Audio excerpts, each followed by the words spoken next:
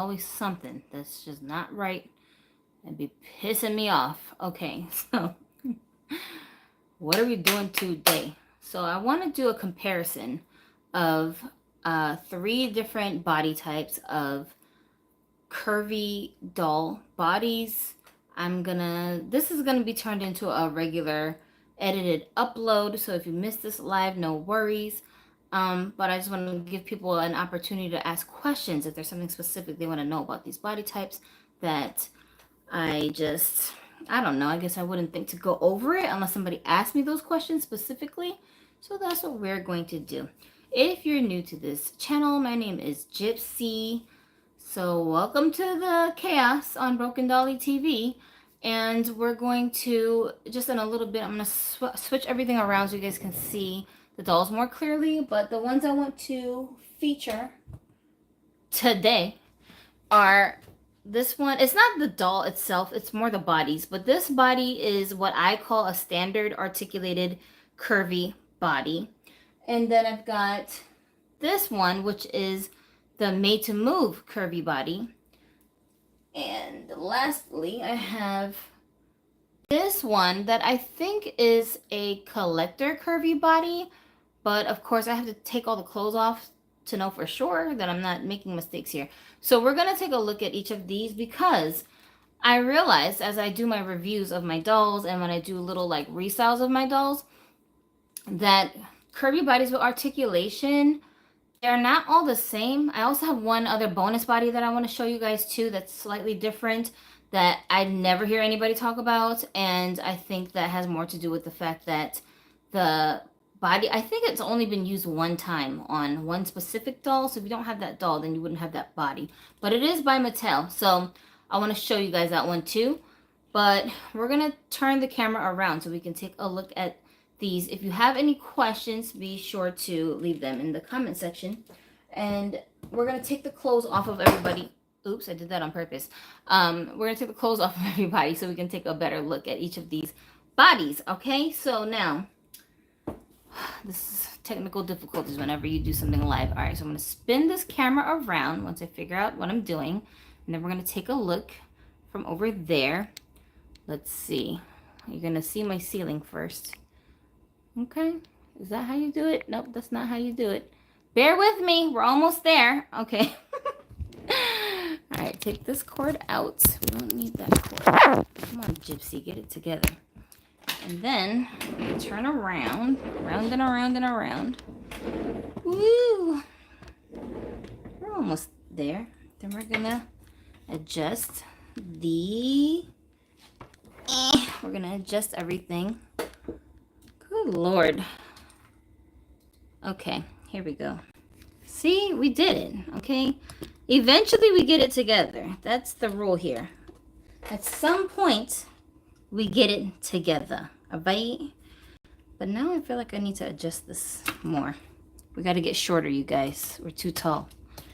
All right. So I'm going to take the clothes off of each of these dolls so we can get a better look at their bodies. And you know what? I forgot to tell you guys to let me know if you can hear me well.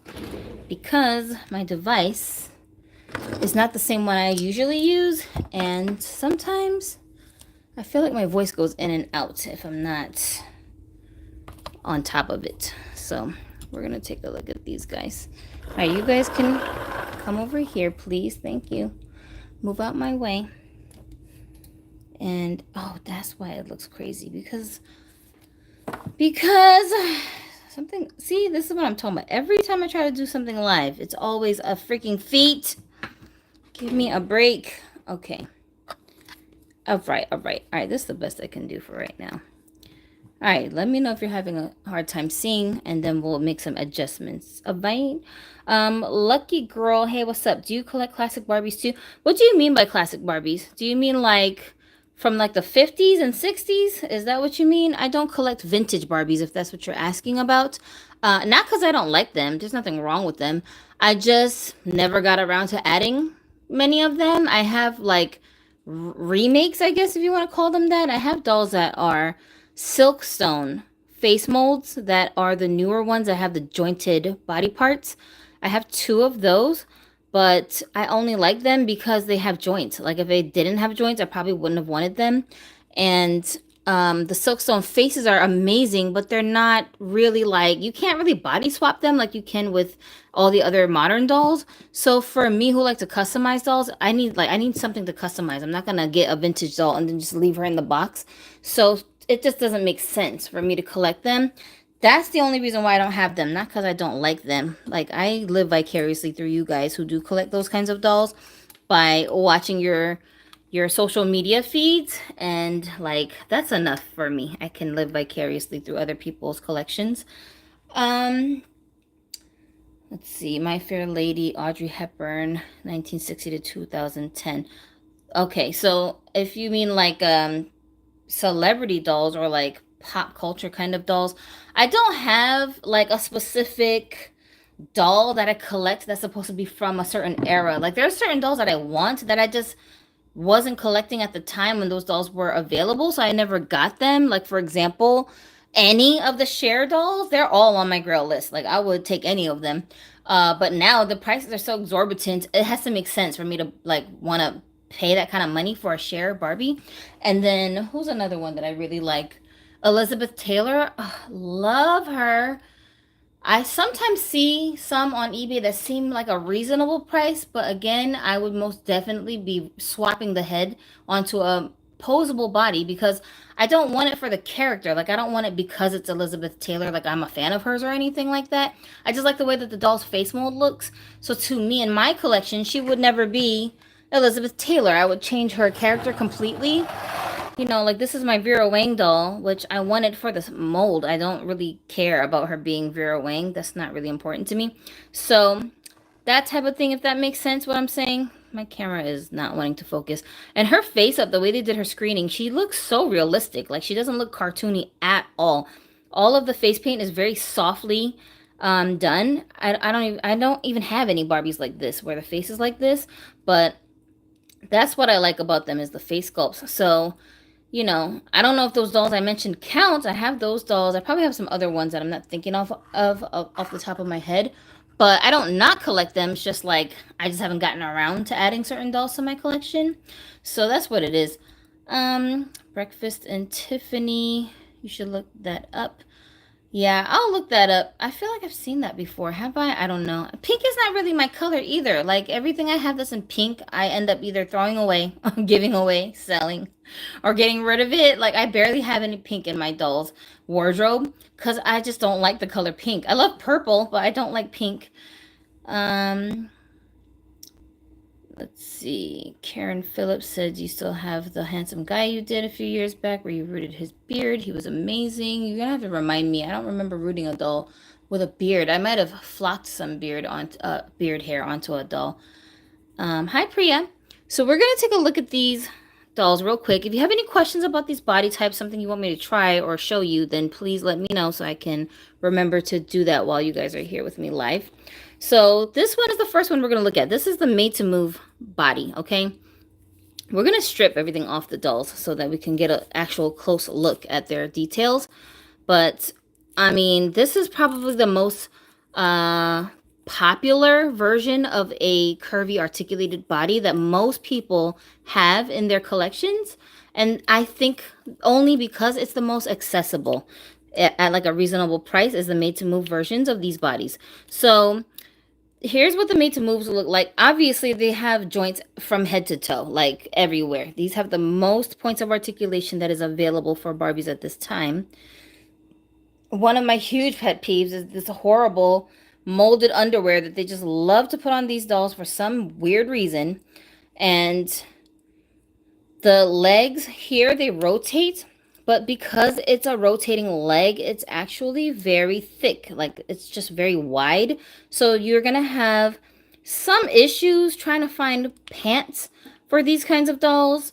Unless they're very stretchy or specifically made for curvy body types, it can't really share pants with a lot of the other Barbies. They have a wide hip area. The thighs are humongous, you know, and then this area here is also very wide. So that's just one of those things. And then also their feet. The feet for the made to move curvies will be the same size as your tall Made to Move dolls. So if they can interchange shoes pretty much, and they do have movable ankles, so you can go from flats to heels with these bodies, just like you can with the regular Made to Move dolls. So basically everything a normal Made to Move doll in a different body type can do, these Made to Move bodies can do as well. It's just that the lower half of the body is a little bit harder to, you know, share clothes. And then this one here, this one is a little bit less, I want to say popular, but I'm not going to say popular. I should say a little less common to find than the Made to Move bodies. And these are what I call standard curvy articulated body, and that's just what I call them. But this is more the playline version. Basically, this is the playline curvy articulated body. So let's take these clothes off and see what we have in common with that Made to Move body over there. And Lucky Girl said Ken's pants work on curvy dolls too, and that's true. You can actually cheat with Ken pants, because you know how Barbie does Ken. His pants be hella tight, okay?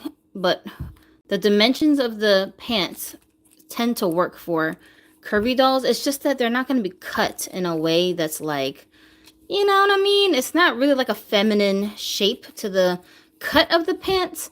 Some of them. So they might fit a little odd, but you can still get away with it, okay? All right, so here is what this body is looking like.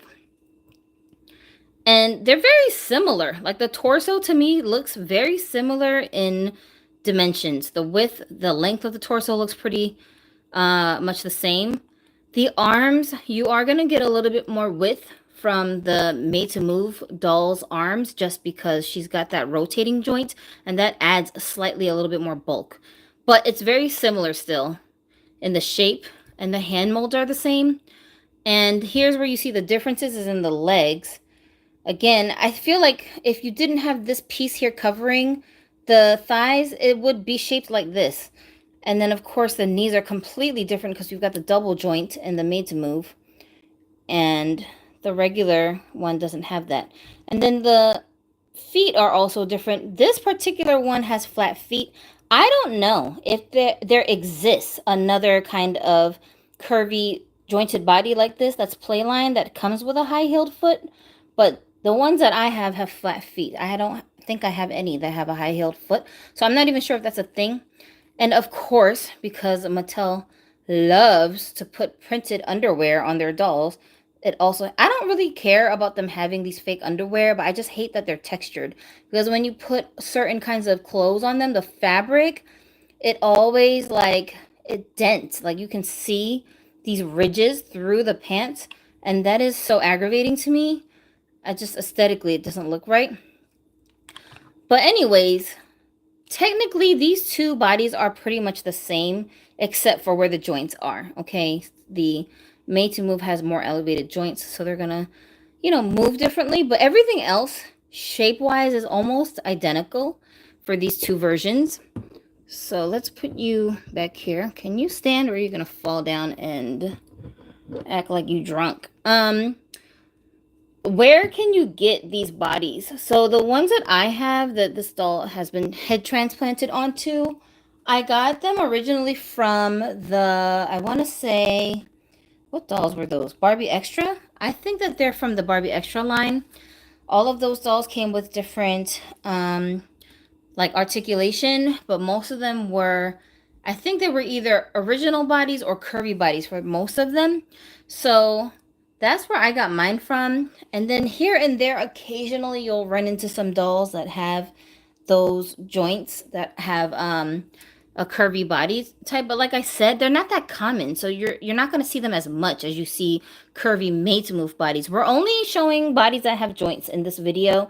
So there are fashionistas that have curvy bodies, of course. And those have completely different dimensions than these dolls I'm showing you right now. But however, they have no joints, so we're not paying attention to that. I just want to show you guys the jointed dolls and how different they are from each other in the same body type. Now, this is the last one we're going to look at. And for this doll, she's not on her original body. This body came with the Madam C.J. Walker doll, I believe, which was like a you know, a signature collectible kind of a doll. And this is what I call the collector made to move made to move. The collector curvy body. I speak English. And this one is, I think, very different than these other two bodies that I'm showing you guys. I think this body is a lot more like curvaceous, if that makes sense. She just has like a more like an hourglass type of a figure. Her waistline is more cinched in. The bust line is actually a little bit bigger. Um, and then like the way that her hips and her butt is shaped is different too. And look, we don't have the molded crappy underwear, which is wow. Wow, thank you. So let's just take a look at these two because these are the most similar to each other, I think, compared to the made to move. But can you guys see the difference in how the chest looks and the way that the waist looks? This one just looks a lot more like a lingerie model, you know? And then even with the legs don't look to me as wide as the other one. They're very similar though. But let's see from the back if it looks similar. Why did I pick dolls with long hair to show today? I don't know. Because I'm a smart person, that's why. It makes such a difference not having these stupid underwear. Look, she even has a crease to separate her cheeks. Like, in pants, this doll looks so good in tight pants. Bruh, this is what a fashion doll should be. You know? And it looks like they have similar looking hands. The hand molds don't look that different. And this one does have a high heel foot. But the shape of these feet are slightly different than these other dolls. These are more narrow and like pointier looking. And this one is more wide. And it actually has a left and a right foot mold, I think. So you can fit shoes on these that have like separate molds. But the question is, can you find one that's the right size, you know? Because she doesn't fit into regular Barbie shoes either, but she also doesn't fit into all the shoes that are meant for curvy dolls and tall dolls. Because her foot is slightly wider and shorter than those dolls, it's a little bit tricky trying to find the right shoe to fit this particular foot mold. And the way that the foot heels, like the way that the heel tilts, that's another issue. You guys who have fashionistas know that fashionistas with curvy bodies don't all come with the same foot tilt. Like some of them have flat feet, some of them have high-heeled feet, and the angle of the high-heeled foot is a little strange. So if the shoe isn't shaped a certain way, it's not gonna be right on that foot. I hope I'm making sense. Like, you know what I'm talking about. If you know what I'm talking about, it's just so annoying. So having these three dolls that have curvy bodies, I feel like, okay, all right, I know that the body isn't necessarily going to have everything the same, but at least when it comes to the shoes, can you make it so that they're more like streamlined so they don't have to fight over who's going to get what shoe? You know what I mean? I don't know why that's such a difficulty at Mattel, but they really need to work on like streamlining some of their things, because it's just so aggravating trying to find the right accessories to go on your dolls if they can't share most of it. And I know I'm not the only one who feels like this. It's just like, bruh, like it's hard enough as it is finding clothes to fit these dolls. Do I have to go on a scavenger hunt every single time I want to find some shoes for the doll? Like, why? Why I gotta do all of that? But it be's like that. This is one of the pet peeves of dealing with Mattel and their dolls and being a doll collector. You just gotta be aware that this is something you gotta go through. Meryl King said, I have a doll, can't find right shoes, fit doll's foot. Collector dolls should not have ridges, in my opinion. Honestly, I don't think any of the dolls should have ridges. It's so stupid to me. I hate when people are like, oh, it's nudity. No, it's not. There's no nudity. What are you talking about? Like, what is you talking about? It's just so bizarre to me. First of all, Playline dolls are meant for children. So if you're giving the kids these dolls to play with, then you know that the kids are going to take the clothes off. And then it's like, they're kids, but like there's no Like the dolls don't have nipples. So you can't tell me that this is nudity because there's no nipples on the dolls. And then you can't say that it's nudity if they don't have on underwear. Like this one, she ain't got no underwear, but there's no parts. Like you can't see anything. So it's like very censored already as it is. So why are you getting like worked up over the dolls not having molded underwear? Like to me it just doesn't make any sense. And then the next part of it is it's got to be an American thing. We do this in America a lot. We sexualize everything. Just because somebody is nude doesn't mean that it has to be associated with sexuality. Like kids have seen their parents naked. Kids have seen each other naked if they have siblings. Kids can see themselves naked. Like people are naked under their clothes. What do you think that a censor bar comes on when we take our clothes off to go switch into something else? Like no, you can see all your body parts. And then they'll say, like, oh, that's not body shame. Well, then what do you call this? Like, this is weird to me. If it's not body shaming, then just show me the parts. Like, I don't need to see everything, but you also don't need senseless censorship. It's just so strange. And only Americans do this. In other countries, people are not all up in arms about things like this because they don't correlate everything to sex. You know what I'm saying? It's just bizarre to me. That's the only reason why you would be worried about kids seeing body parts. It's like, why are you sexualizing it? If you're making it weird, then the kid's gonna look at it weird. But if you're looking at it like it's just natural, then the kids are gonna look at it like it's just natural. It's just like saying like, oh, don't wear your hair down because everybody can see it. You know what I'm saying? Why are you making it about something? It's just very bizarre to me. So I can't subscribe to that. And I never apologize for showing doll parts because I'm like, first of all, it's YouTube. If you're not monitoring what your kids are watching, that's not my problem. Second of all, I be telling people all the time, this is not a channel for children, it's for adults. So if you get turned on by a bunch of plastic fake mannequins that have parts, like that's not my issue, that's your issue. You understand what I'm saying? Like, bro, I'm not about to sit here and censor it because you can't handle it. Like, what the hell? Anyways, so this is the bonus body that I wanted to show you guys, which is the one I said almost nobody has this doll unless they specifically have this doll to have this body. This doll came initially, this body came on Little Bo Peep, and this one is made by Mattel, but it was the Little Bo Peep from the Toy Story movie version. What did I do with her head? I think I always wanted the doll just for the body. I wanted to like explore this body because it had, joints. And I wanted to see what the difference was between this one and my other bodies. So I got this a while back. She's basically a body donor. That's why she has no head. And as you can see, I mean, there's a drastic difference in how the body is shaped. The waist is very, very cinched in. Like, huge difference. And of course, it's supposed to be made to mimic the shape of the character from the movie. So that's why it looks this way. And look at the chest. This is very interesting. It's like she's got a chest, but I don't know how to explain this chest. It almost looks flat, but it also isn't. That makes no sense what I just said.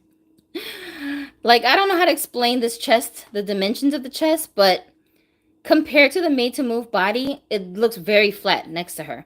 But it really isn't. Like, you can see there's a little bit of like, it's like raised a little bit. But honestly, like when you feel it with your hands, it all feels like it's just one dimension. It doesn't feel like it's protruding very far like this one does. It's very unusual. I don't really know how to explain it well, but I mean, it does almost look like it's flat, But also it sticks away from her torso. So when she's got clothes on, it does look like she has a chest, but it's just you can't actually like feel it. And then they went overboard with the panties on this one. They straight up gave it like polka dots. So it's like sticking out. Just why? But look at how wide the hips look compared to the torso. And honestly, I don't think it's that big of a difference from this Made to Move body. Not Made to Move. What is this thing called? This Playline Curvy body. I think they're very similar, but it just seems like it's so much wider because her waistline is so tiny. And then from the side, whoa, okay, so this other Curvy looks like it's sticking out a lot farther. Interesting. But as you can see, as you go down towards the bottom of her body, now she's got more in common with this made to move body here that has the same kinds of joints in the legs. Weight-wise, this one feels heaviest of all of the three. And even though this one has made to move joints too, she's not as heavy as this one, but also could be because this one has a head attached, so maybe that has something to do with it. Let's see. And we do have ankle joints in this one as well. And the feet are just like the made to move feet as well. Let me see. Are your hands? The hand molds look like the same thing too. Yeah, so there's a lot in common with these other bodies with this one. But I don't know if you guys can tell. The neck on this one is slightly shorter. So it's a little bit tricky, like finding the right head to go on this body to use it as a body donor, just because the way that the head sits on the body is a little bit odd, which is like, how does that work? Because the doll that came with this body originally, she has a giant head, like a Disney store doll almost. So you would think because of this big old head came on here, it would be okay with any size head, but you really do have to play around with the heads to figure out just the right ratio of the head size to this because of the length of the neck just being a little bit short. So that's something to keep in mind. But tell me if you are somebody who has this body in your collection, if you have that little Bo Peep doll that I'm talking about, or if you have a doll that you bought secondhand maybe and you're wondering like, where did this body come from? It was probably head swapped. Lucky Girl said I have her Bo Peep. Okay, so we got somebody who has this doll. Vicky said, ooh, caught alive. Hope you're having a Dolly Sunday. Y'all, today was a day. I woke up today in a complete haze, like a total mind fog. I could not figure out what I was doing. It's so weird. Okay, this is going to sound so crazy. On the one hand, I knew that today was Sunday because I had scheduled this live for today, right? But then on the other hand, for some reason, I also thought it was Monday. And I have a repair that needs to be done that my landlord is sending repairmen to my house to do, which they're supposed to be doing on Monday. So I woke up today thinking that today was the day that the repair people are supposed to be coming here, but also that I had a live to do. So I'm sitting here telling myself, how am I supposed to do my live if the repair guys show up in the middle of my live? They're going to interrupt everything, and then I'm going to end it. Like, what am I going to do? And I'm just walking around the house in a total, like, fog bucket, just phased out, trying to plan in my mind the timing of when I want to do this so it won't clash with when so I was just like waiting and waiting for the guys to show up, and then for whatever reason I had to check my calendar to look for some information, and as I'm looking at it I'm going, wait, today's Sunday? And then it like dawned on me that today is Sunday, which means it can't be Monday, which means there's no repairman coming. And I was just like, oh, today's Sunday. And then it like clicked. And then I got ready to do my live. Like, is that so weird? I don't know. Sometimes I don't know if it's just me like going crazy, getting old, getting like early onset dementia. Or is it like my Asperger's? Because people who have autism, we tend to be very disorganized, even though we love routines. It's the weirdest thing, but it's like we're good with routines if we set the routines. But if you give me the routine, then there's no guarantee I can follow it, if that makes sense. So I don't know if it was one of those moments. Like, I need help. I don't know. I don't have Bo Peep doll made by Mattel. Okay, that's what Meryl said. Who's yours made by? The Matrix got us effed up. I know, right, Vicky? For real, for real. Sometimes I'll be waking up thinking, am I me? Am I in my own body? Am I in the right dimension? Because things are strange these days, you know? Oh, well, it is what it is. Life in America. But yeah, so anyways, are you guys surprised by the differences in these dolls? And did you know that there was a difference between these doll bodies, even though they're all supposed to be curvy bodies? So because there's these differences, when it comes time to dress my dolls, and I'm trying to look for things that will fit on a curvy doll's body, I really do actually have to like look through my stash of clothes to strategically pick out stuff that's going to fit each kind of curvy body when I dress them, because the same pants that I can put on this doll may not fit on that doll. The same tops that I can squeeze this doll into, because you see her torso is a lot more cinched in, she might not fit into. And then the same tops that will fill this doll out in the chest area might be a little bit loose on this one. It's like small little nuances like that, how the clothes fit on each of the bodies are so different. So I can't just willy-nilly like interchange all of the clothes that I have that are supposed to be for curvy dolls. And this one, when I did have a head on this body, it was the same thing, obviously, because the top is so different than those guys, and like the chest and the waistline. She can fit into different clothes that those guys may not be able to fit. And then the fit of the clothes don't look the same on each of these bodies. It just be like that, you know? I'm trying to think if I have, do I have, man, why does see, this is what I'm talking about. My brain just goes completely blank. There's another reason why I don't do lives often, because I'm a very disorganized person, okay? And it just bees like that.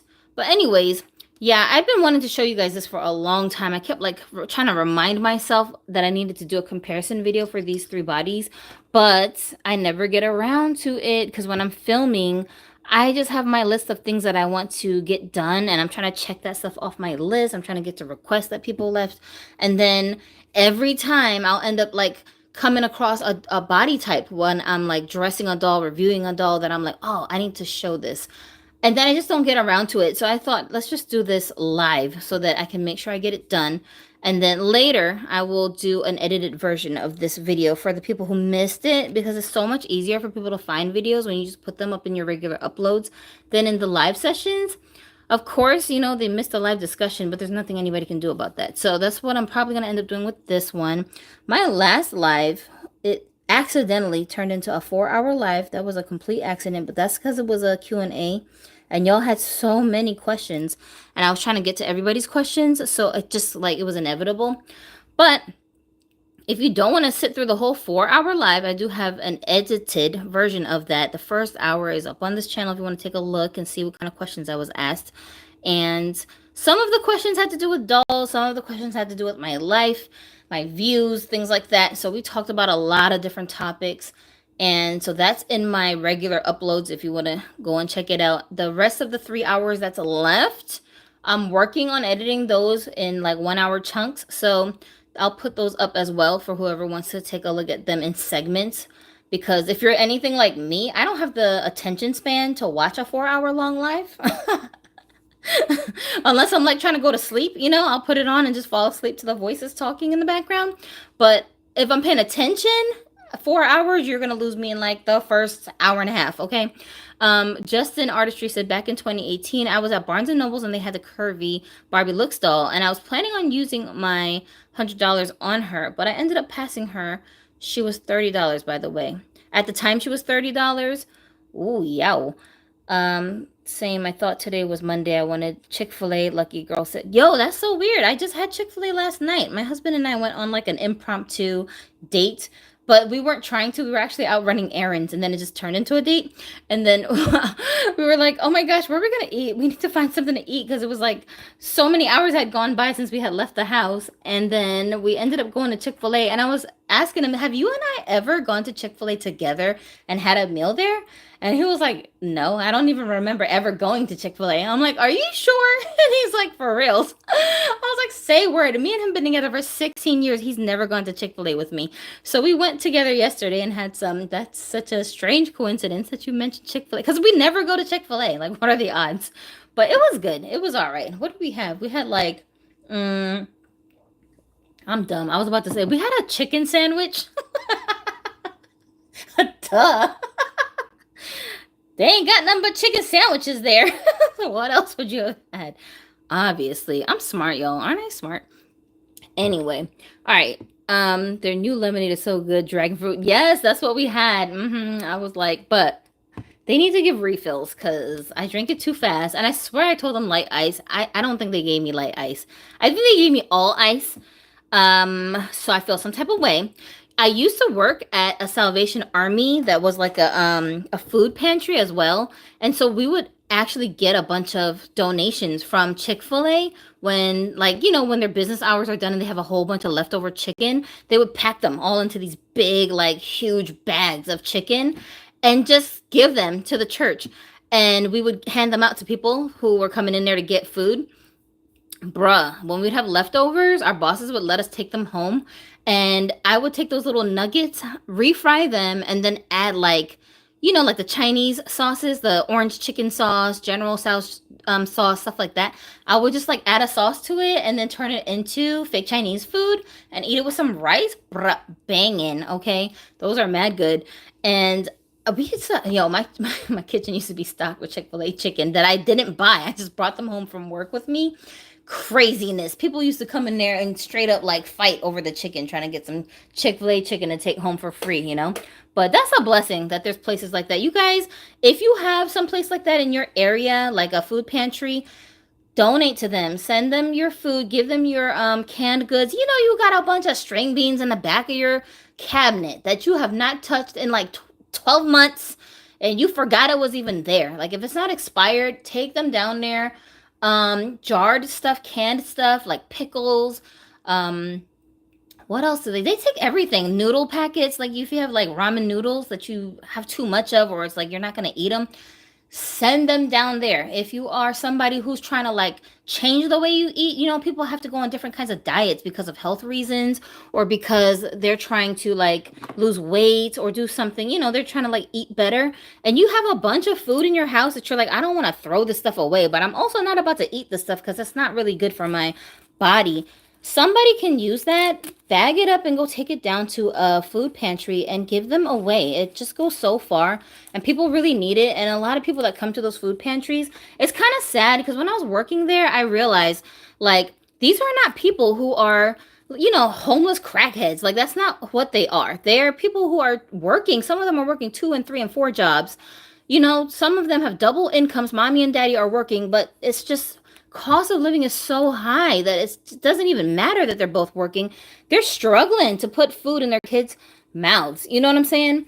Everything costs so much money now. And then freaking, I seen people there who were, they were people that had professional jobs. Like they, on paper, look like they're making good money, but because their expenses are so high and they have debt that they need to pay and things like that, it's just the money doesn't stretch. And it's like it's food. Like food, people should not be struggling to get food. That just should not be happening. Not in this country over here bragging to everybody that we're a first world country. Oh, we're the best country in the whole world. Really? Really? But you got families out here struggling to eat. Like that should not be happening in this country. So if you have an excess of food, don't hoard it. Like take it down to one of these places and just drop it off. Go and meet up with your neighbors or your family members and just collect a bunch of stuff from everybody. Like bread, you guys can freeze the bread. It doesn't have to be fresh. You know what I'm saying? You can freeze it and take it down to these places and give them away. Somebody will make use of it.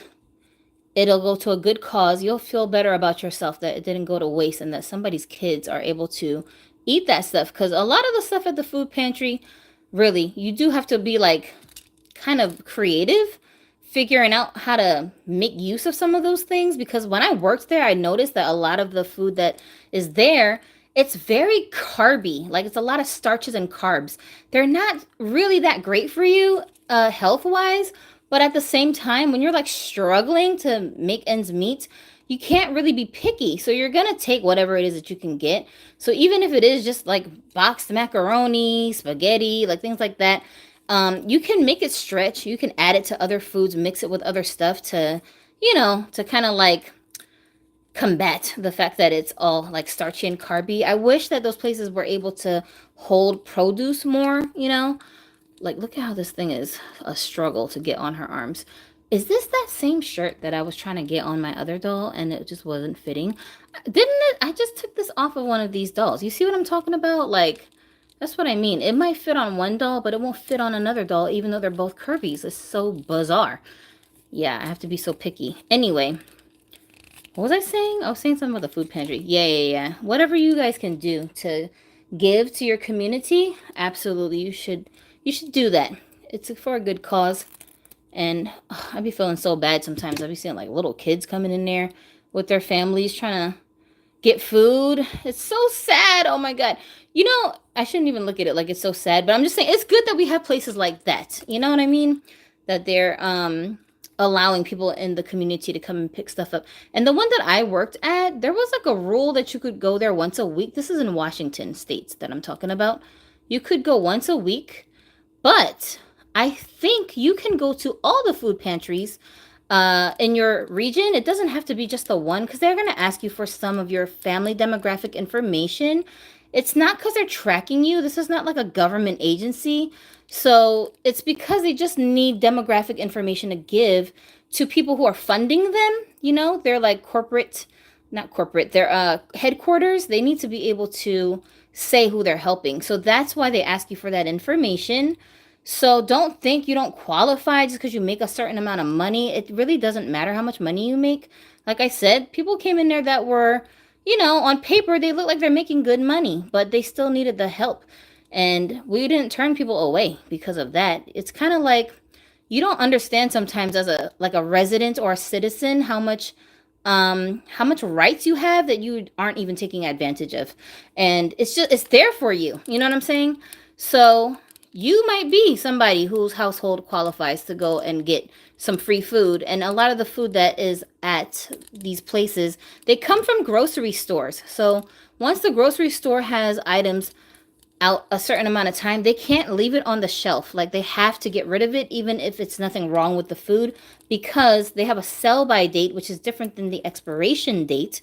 And if they reach the sell-by date, which always comes first, they can no longer sell those items. So they have to get rid of it. So they'll either end up donating it to food pantries, or some of them actually donate them to animal shelters. And then those animal shelters will, you know, break the food up and give it to the animals that are there.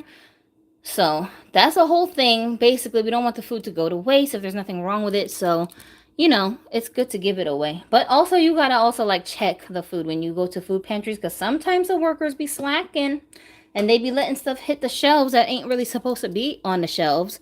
So pay attention and make sure that everything is, you know, the right level of freshness so that you won't get sick from eating the food. But for the most part, that shouldn't really be an issue. For my family, like, we don't eat pork. So every time I go to a place like that, I have to like drill it into the person's head. If I can't pick the food out myself, like I can't have anything that's porky in here, because it's gonna go to waste. And because we don't eat pork for religious reasons, like, I can't give it away. So if I come home and there's ham inside of my box, I can't just go knock on my neighbor's door and say, hey, do you want this slab of ham? Because we can't eat it. It will literally, I have to throw it in the garbage because I just can't give it to anyone else. So I don't want to throw the food away if someone else is going to eat it. So I'll be like trying to make sure that the workers know, please don't put nothing hammy or porky in my box, because I can't do anything with it and I don't want it to go to waste, you know? Vicky said, I've worked at the San Diego Zoo and Disneyland, and it's crazy how much food they throw away. Bruh, yo, when I worked at Panda Express, okay, yes, I used to run a Panda Express when I lived in, where was I? North Carolina. And I managed the place, so I had access to a lot of the, you know, insider scoop information that the regular workers don't necessarily get access to. Oh my gosh. First of all, they had a rule, like many restaurants that do, that the workers can't take the food home at the end of the night if we have leftovers, right? I understand why they have this rule, because think about it. I mean, if you have some greedy workers up in your store and you tell them, oh, you guys can take the leftovers home, I mean, someone is going to be the one to be finessing the system and start cooking up batches of food 10 minutes before closing so that they can take the food home. So I understand why they have this rule. But even without doing all of that, we used to have so much leftover food. And my store was kind of new at the time. It was a new location that had just opened. So we had to go above and beyond with our customer service, just because we wanted to make sure we were getting customers, right? You know, this is in like Myrtle Beach area. If people came into that store and we had 20 minutes left on the clock to like before we closed the store down, if they requested that we cook something from scratch, we had to do it, even though it might have only been maybe 1 or 2 servings worth, not a whole entire big batch, but we had to do it. And so people would come in there and order stuff, and then we would end up with all these leftovers. Now, thankfully, my boss was very laid back, so As long as we would weigh the food and like write down how much we took, he didn't care, you know? But so we would have to like make sure that everybody was tracking what they were taking home, and we would just write it down like it was a meal that we ate. And that's how we would get away with it. But technically, that's against the rules. You're not supposed to do that. So for us, we didn't always have a lot of food that would go to waste. But sometimes, if we had like regional managers that would come to the store to like oversee things and make sure everybody was following the rules and doing everything right, oh my gosh, the amount of food we would end up having to throw away, it was like heartbreaking. Like you literally feel your heart splitting down the middle because you're like, it's just, oh God, it hurts. Why are you throwing this food away, right? So insane. But that was really a thing. And I'm like, yo, these restaurants out here, my restaurant, like I said, we weren't even that bad. Like we were trying to not throw food away as much as possible. So, and when I was working, if people asked me if they could take food home, I didn't care. I would be like, take it. I don't give a damn because that's less trash for us to have to throw out. Good for you. Take it if you want to take it. But I wasn't really supposed to do that. I just was able to get away with it, so I didn't mind. But I'm just saying, like, bruh, why are you making all of this food and just throwing it in the garbage? And it's not like, you know, like McDonald's food is garbage already. So with them throwing that food away, it's kind of like, yeah, whatever. Really, you're probably saving somebody's life by throwing away the food at the end of the night with Burger King and McDonald's. But Panda, they cook everything from scratch. Like everything is prepped inside the store. All the vegetables are fresh. They're chopping it up throughout the shift. Like everything is thawed the night before so that you can use it for that day. So nothing should be going to waste. Hi, Timothy. And I'm just sitting here like, holy moly. Like, y'all gonna really throw this food away? Oh my gosh. That's just awful. Ugh. But, you know, working at Panda was what kind of opened my eyes to actually how easy it is to run a restaurant. And you make a lot of money with a restaurant because the profit margins are so high. I mean, if you can figure out how not to waste the food. Panda food isn't really cooked to order. You live in South Carolina. I heard you say Myrtle Beach area. I used to live in North Carolina, and I would cross over the border into South Carolina to go to work and then go back to North Carolina. So I kind of lived on the border, but that was a while ago. Then we moved to Washington State for a couple of years, and then now I'm in Oklahoma. I'm a nomad, you guys. I've been going from place to place, state to state, country to country. And I used to be very traumatized about moving because when I was younger, my mom and dad, well, first of all, my dad was a military guy. So, of course, you're moving around having military parents. But then on top of that, when we got older, my mom like ran away from my dad when we were really young. We were like maybe like 7, 8, something like that. And she ran away because my father had a drug problem that would cause him to become very violent. So when he would get upset, him and my mom would have these like fighting, shouting matches, and there was domestic violence going on. So my mom and dad were together for like 12 years before she just got fed up and she was like, that's it, I'm out. So she took me and my sister and literally just ran away in the middle of the night. We didn't even know where we were going. We didn't know that we were going. We just left, right? And then from that point on, my life was just a series of upping and moving at the drop of a dime for no reason. My mom would just decide one day. This is my mom's personality. She's the kind of person that will like bring a lot of drama to herself, and then when the drama gets to be too much, she will just abandon everything and just run away, literally physically run away from her situation and hope that she can just start from scratch someplace else and everything's going to be fine. Let me just real quick before I continue this story, I'm gonna switch this thing around because someone told me, and I don't know that this is true, because if you ask an autistic person, we'll say, rubbish, absolute rubbish. What are you talking about? But they say that eye contact is important when you're having a discussion with someone. Like I said, I don't know that to be true, but this is just what they tell us. So I'm going to go off of what society says because obviously society would know. They're smarter than me, right? Okay, here we go. Let's turn everything around. Woo! Big circle. Okay. Are we right now? Are we right? Here we go. Something don't seem right. Something is off. What is off here? Is it my tripod? Goodness gracious. What am I even doing, you guys? Ugh, just making my own life difficult for no reason. Let me see. Can I do it like this? Is that it? Let's just say I got it right, okay? Who knows? Who cares? I'm hot, whatever. Anyway, so my mom and dad, when she left off from my dad, she basically like had no plan and she just ran away.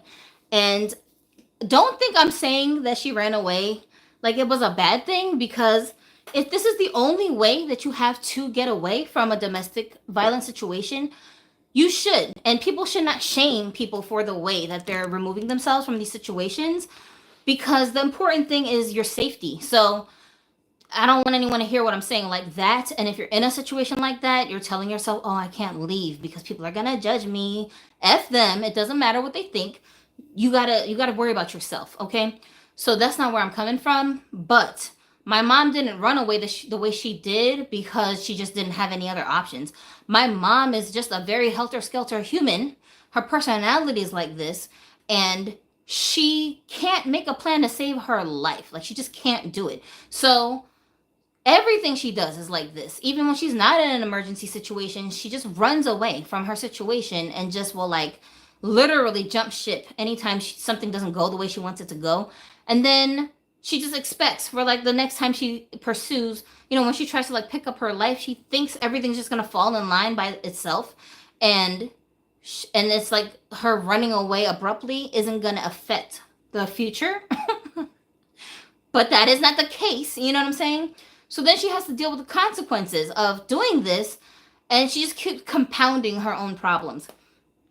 So that's how, like, the first, I guess, not the first, but like maybe like the second chapter of my young life kind of was going, because I don't have any control over what my mother is doing. She's the adult. Like, she's supposed to be the competent person on site. I have to just follow whatever she's talking about and hope it works out because I'm a child. So that's where I was at. And then when she left, my dad, just every move after that, it was so impromptu that me and my sister became traumatized, and we started correlating moving with instability and chaos, emergencies. Like, these are the words that we associate with moving, right? It wasn't until I became basically an adult when I realized, oh, wait a minute, you can plan a move? You can actually pack all your things and take it with you to the next place? Huh? Like, you can already have a place to live before you get to the town? That's a thing? You could do it like that? I had no clue until I became an adult that that's the case, because all before that time, whenever we would move, it was just like, nobody knows where you're going to end up until you get there. You know what I'm saying? Guys, it's a wonder. It's a wonder that my mother has survived all these years. She's like 70 now.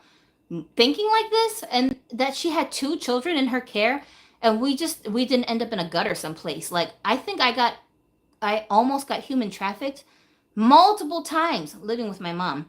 And at the time, this how scary this is.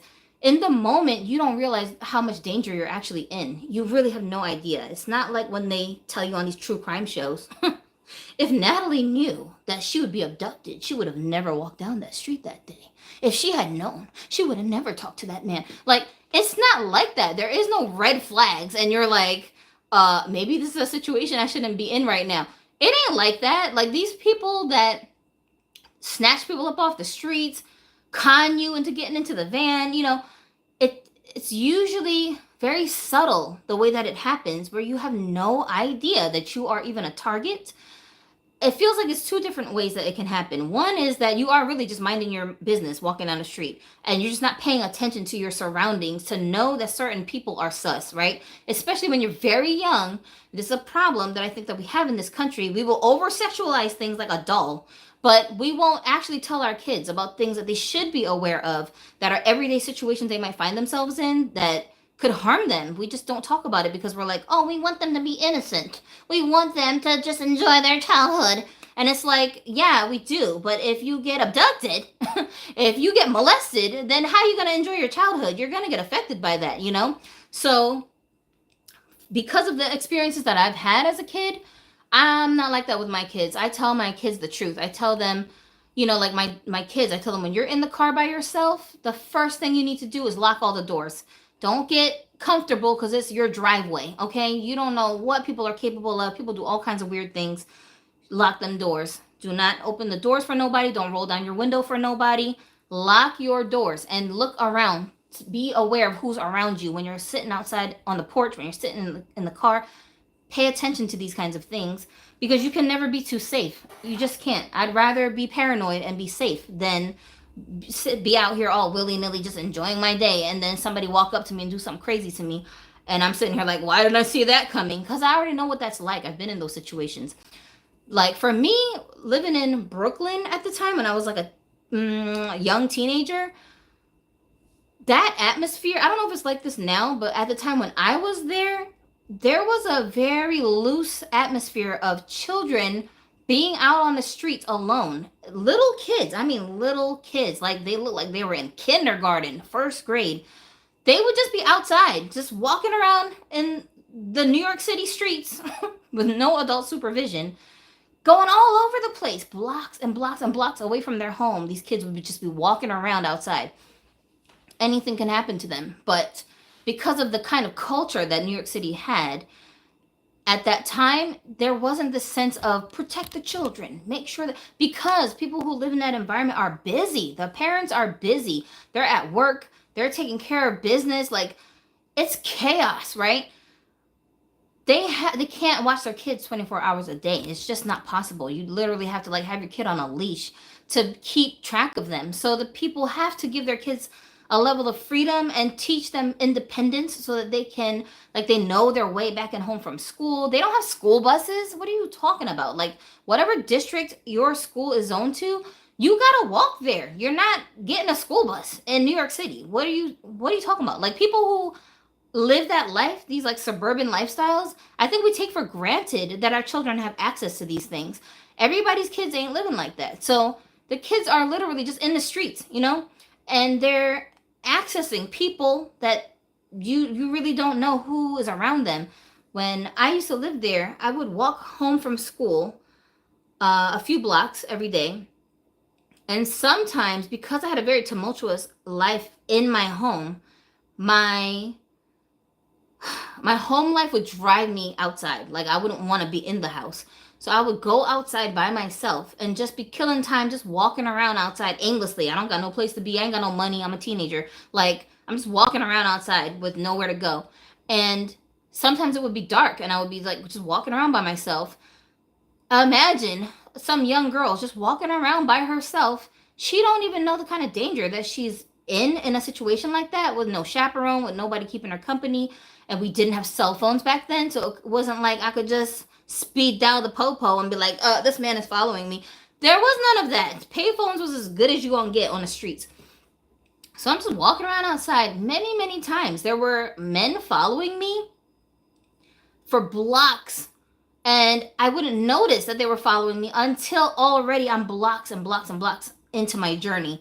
And then it would occur to me all late, wait, wasn't that guy walking behind me 3 or 4 blocks ago?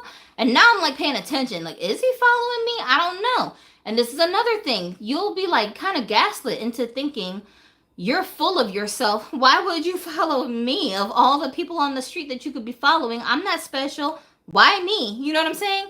But a lot of the time, it's just because you look oblivious. You look like you're not paying attention. You look like you off in La La Land daydreaming. And I could just run up on you. So predators are good at scoping people out that are moving like that, you know? So it took me a few incidents like that to be aware. Like, nobody told me to be, but I just realized I need to be very conscious of my surroundings when I come out my house. And at nighttime especially, I can't just be out here walking around like that. That's why I don't understand these women who are sitting here talking about independence. Oh, I want to work all these hours. I want to compete with these men. Compete with a man at 4 a.m. on a lonely street by yourself. we'll see how that turns out for you. What are you talking about? You're still the number one target of a person who's a predator. They not gonna prey on some man. That's not how that goes. You know what I mean? Like, you gotta be real crazy to run up on another man if you are a man who's out looking for trouble. It is what it is. Like, my mom's boyfriend at the time, because we live in Brooklyn, it's not safe. Just in general, it's not safe. He was a grown ass man, and like 3 or 4 guys tried to jump him one time to rob him. He just happened to know martial arts, and he whooped all their asses. Total coincidence. Like, what? He didn't have no weapons. He just could fight. You see what I'm saying? But he had to. He had to fight. And he still came home with bruises. Like, he was all jacked up. Bruh, like, me in that situation? No, I would have just got taken. I'm just gone. Like, y'all never even heard of Gypsy. You know what I mean? So, no, we can't be so arrogant as to be out here talking about, oh, yeah, I'm a girl and people should bow down and just know that girl power. What are you talking about? If they coming for you, what are you talking about? So, no, I be telling my daughter, I'm like, don't be leaving this house at nighttime by yourself. You need to make sure somebody's with you. When I leave my house, I'm 40 years old almost. And my husband trained my son since he was 13. When he's finally reached my height, to when he sees me like putting my keys on, about to leave the house, that boy jumps up. Mom, where you going? And I'm like, oh, I'm just going to the store.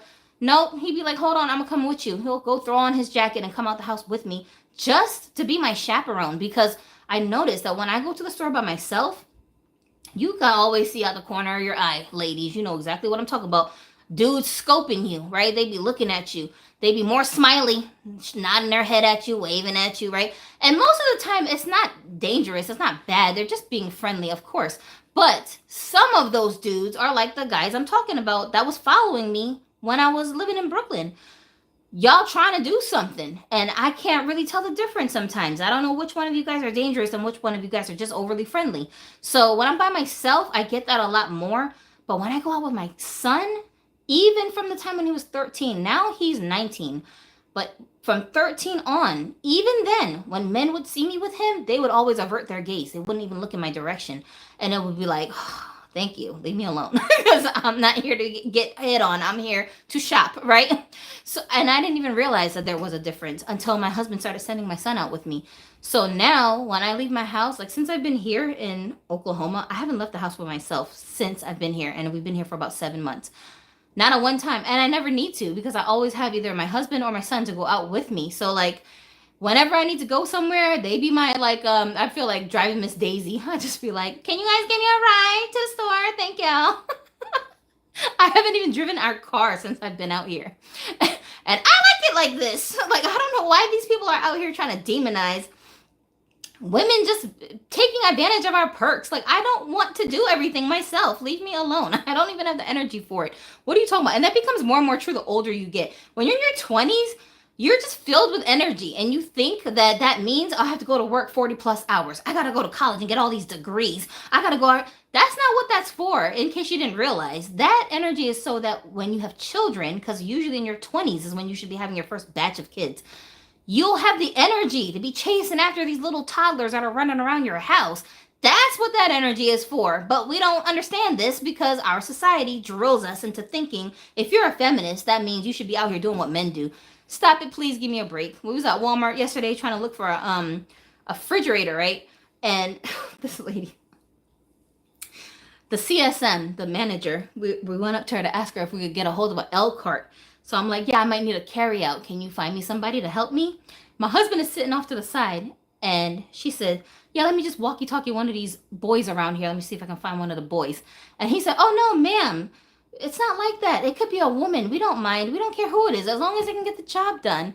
In fact, you can help if you would like to. You're right here. And she said, excuse me, I am not a feminist. She was like, no, I'm not lifting nothing heavy. I ain't doing all of that. There's a lot of strong, muscular boys around here that can't wait to help you, sir. So thank you, but no thank you. Like, she just straight up told him.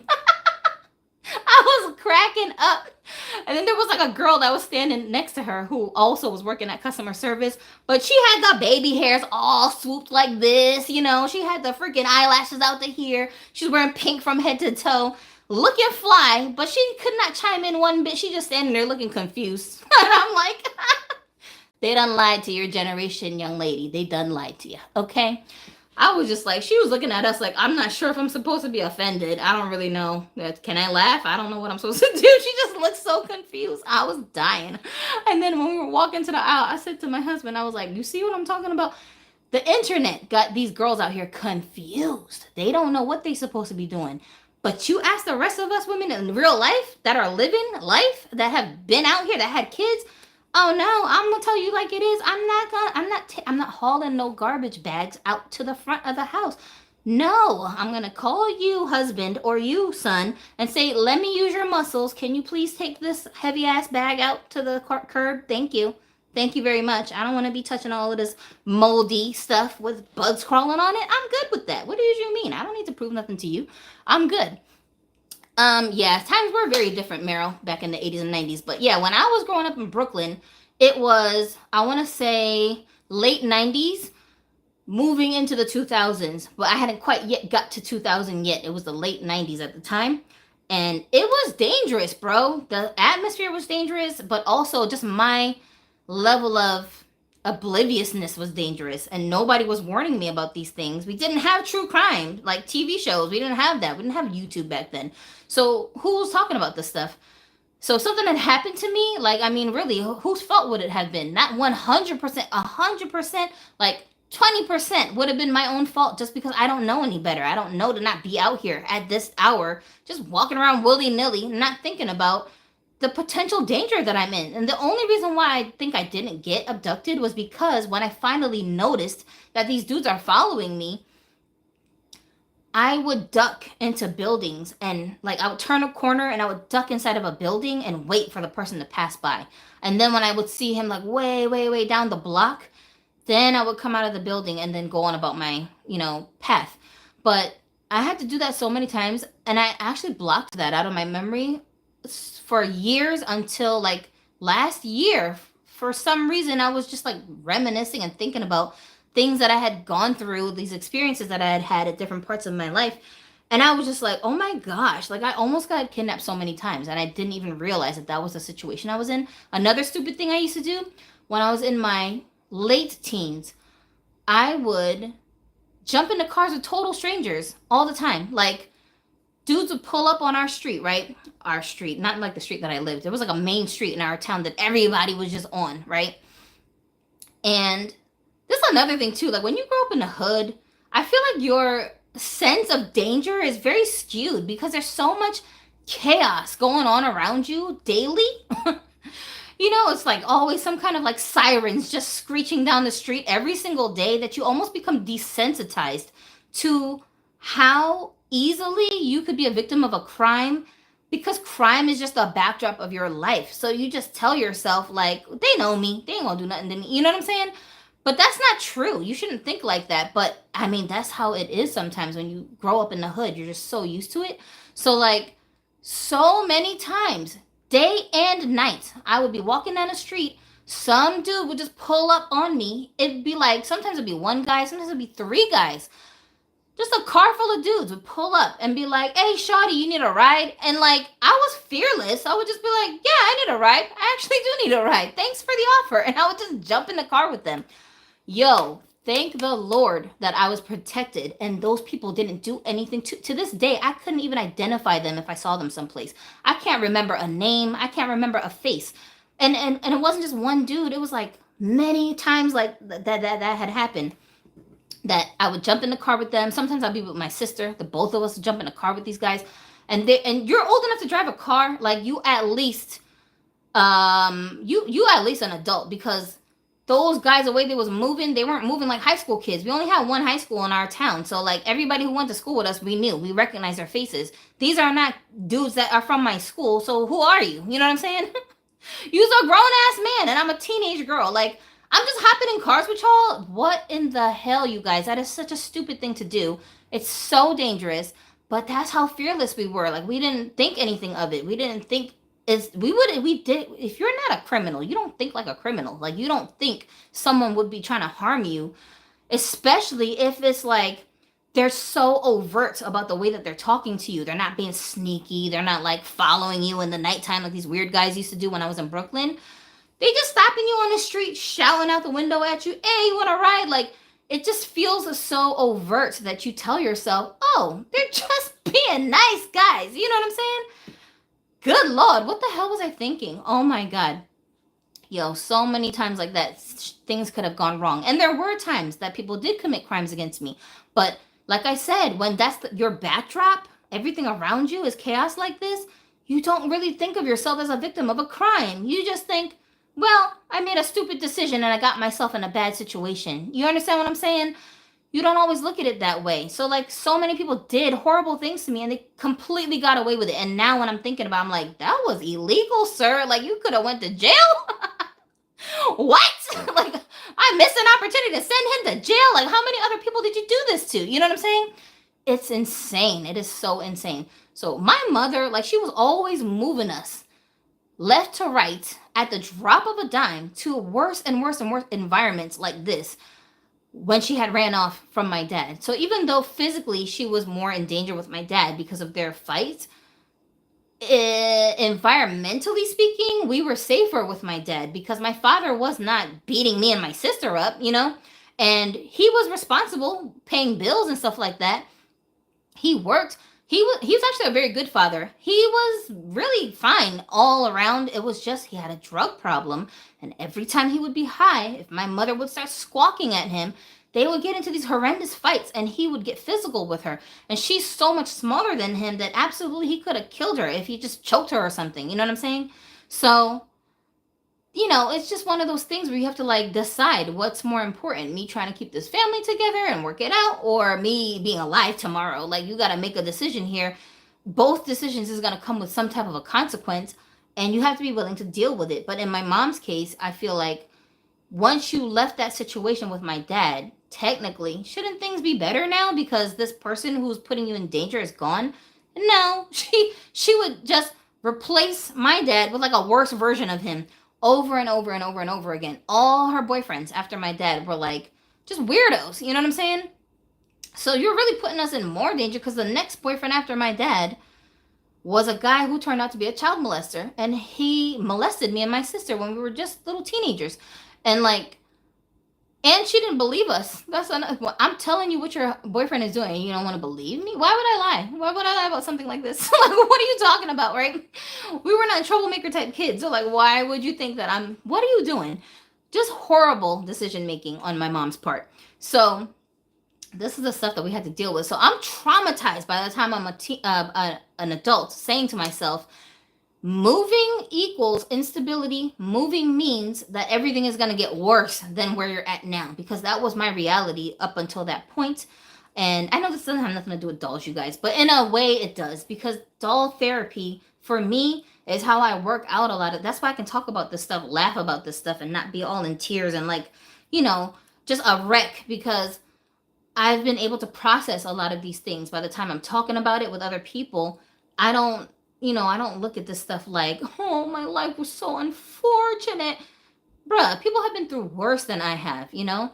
But that's not the point. The point is, these things that happen to you in your life, if they were preventable things, then you got to ask yourself, well, how do I prevent this? I don't want this to happen to me again. I don't want my children to go through anything like this. So whatever I can do to prevent it, I'm going to do that. You have to grow from these things, you know? And then when you're in a situation where, like, I've seen like red flags, like people who have these predatory tendencies, I can sniff them from a mile away because I've had the opportunity to process this stuff. Like my sister, she's like a year and a half younger than me, and she hasn't processed all of this stuff yet. She's still extremely traumatized and hurt by the things that happened to us. A lot of it she like harbors as resentment towards my mom, which I mean I understand because my mom is weird, but like I've just gotten to the place now where I have peace with my mom, and I understand that she has a lot of mental problems, and you can't just fix somebody's mental issues. Like some people are just going to have to deal with that their whole life. So you have to learn how to maneuver around their mentality. And that's what got me really like into psychology. But now that I know how to deal with my mom, I know not to take anything she says or does seriously. Even when she does something offensive, I don't take it personal. I pity her when she talks sideways or does something weird. Like, even like sometimes my sister will be like, she keeps trying to like put herself in these dangerous situations and she thinks I'm not gonna say nothing to her about it. Like, something that my mom keeps talking about is like she wants to buy land, which is never gonna happen. And she'll talk like she called me up and said, "Can you order me a tent from Amazon so I can pitch it in my yard and like live in it when I feel like it?" And I'm just sitting here like, why? Like, why do you want to do that? That's a weird thing to do. And in my head, I'm thinking of all the reasons why she shouldn't do this, because she's not a very conscientious person. She will just put herself in a very dangerous situation, and then we have to hear about it later, right? But if she called my sister and said that, my sister would chew her out. She'd be like, "Mom, this is why I always be telling you, you sound crazy. People think you crazy. Why are you trying to pitch a tent in your backyard? Somebody crazy might come up in there, try to rob you or kill you. You just gonna say," like, my sister will just keep going on and on with her, and it's futile. And I'll tell my sister, like, bro, don't do that. If she says she wants a tent, just play along. Just be like, okay, I hope you have a nice tent. You know, you should set up a mattress in there and everything. Because, first of all, she's not going to do it. She just all talk. And second of all, if she does do it and she takes these risks, bro, there's nothing we can do about it. She's just going to have to deal with that. If somebody does run up on her and do something to her, that's not our problem, because you can't prevent it. Like, it's not something where this person has any reasoning ability that they're going to listen to you when you tell them you can't do that. That's dangerous. What are you doing? And she's a grown-ass adult. Like, it's not our place to tell her what to do at this stage. Yes, we want to protect her because she's our mom, but you got to understand, there's some people that can be protected. Like, again, like I'm talking about, when my husband said to me, "Let Ginu go with you to the store and don't leave this house without him or me because we don't want nothing to happen to you." What if I had gotten my feelings and said, "I'm an independent woman and you ain't about to tell me what to do," and blah, blah, blah. I could have reacted that way. But then when I go out by myself someplace and I get robbed, I mean, can I really blame him? Because he tried. He tried to help me, and I just didn't want to listen. And sometimes it's not even that, y'all. Like, as I'm getting older, my body is not what it used to be. I don't have all this crazy energy like I had in my 20s.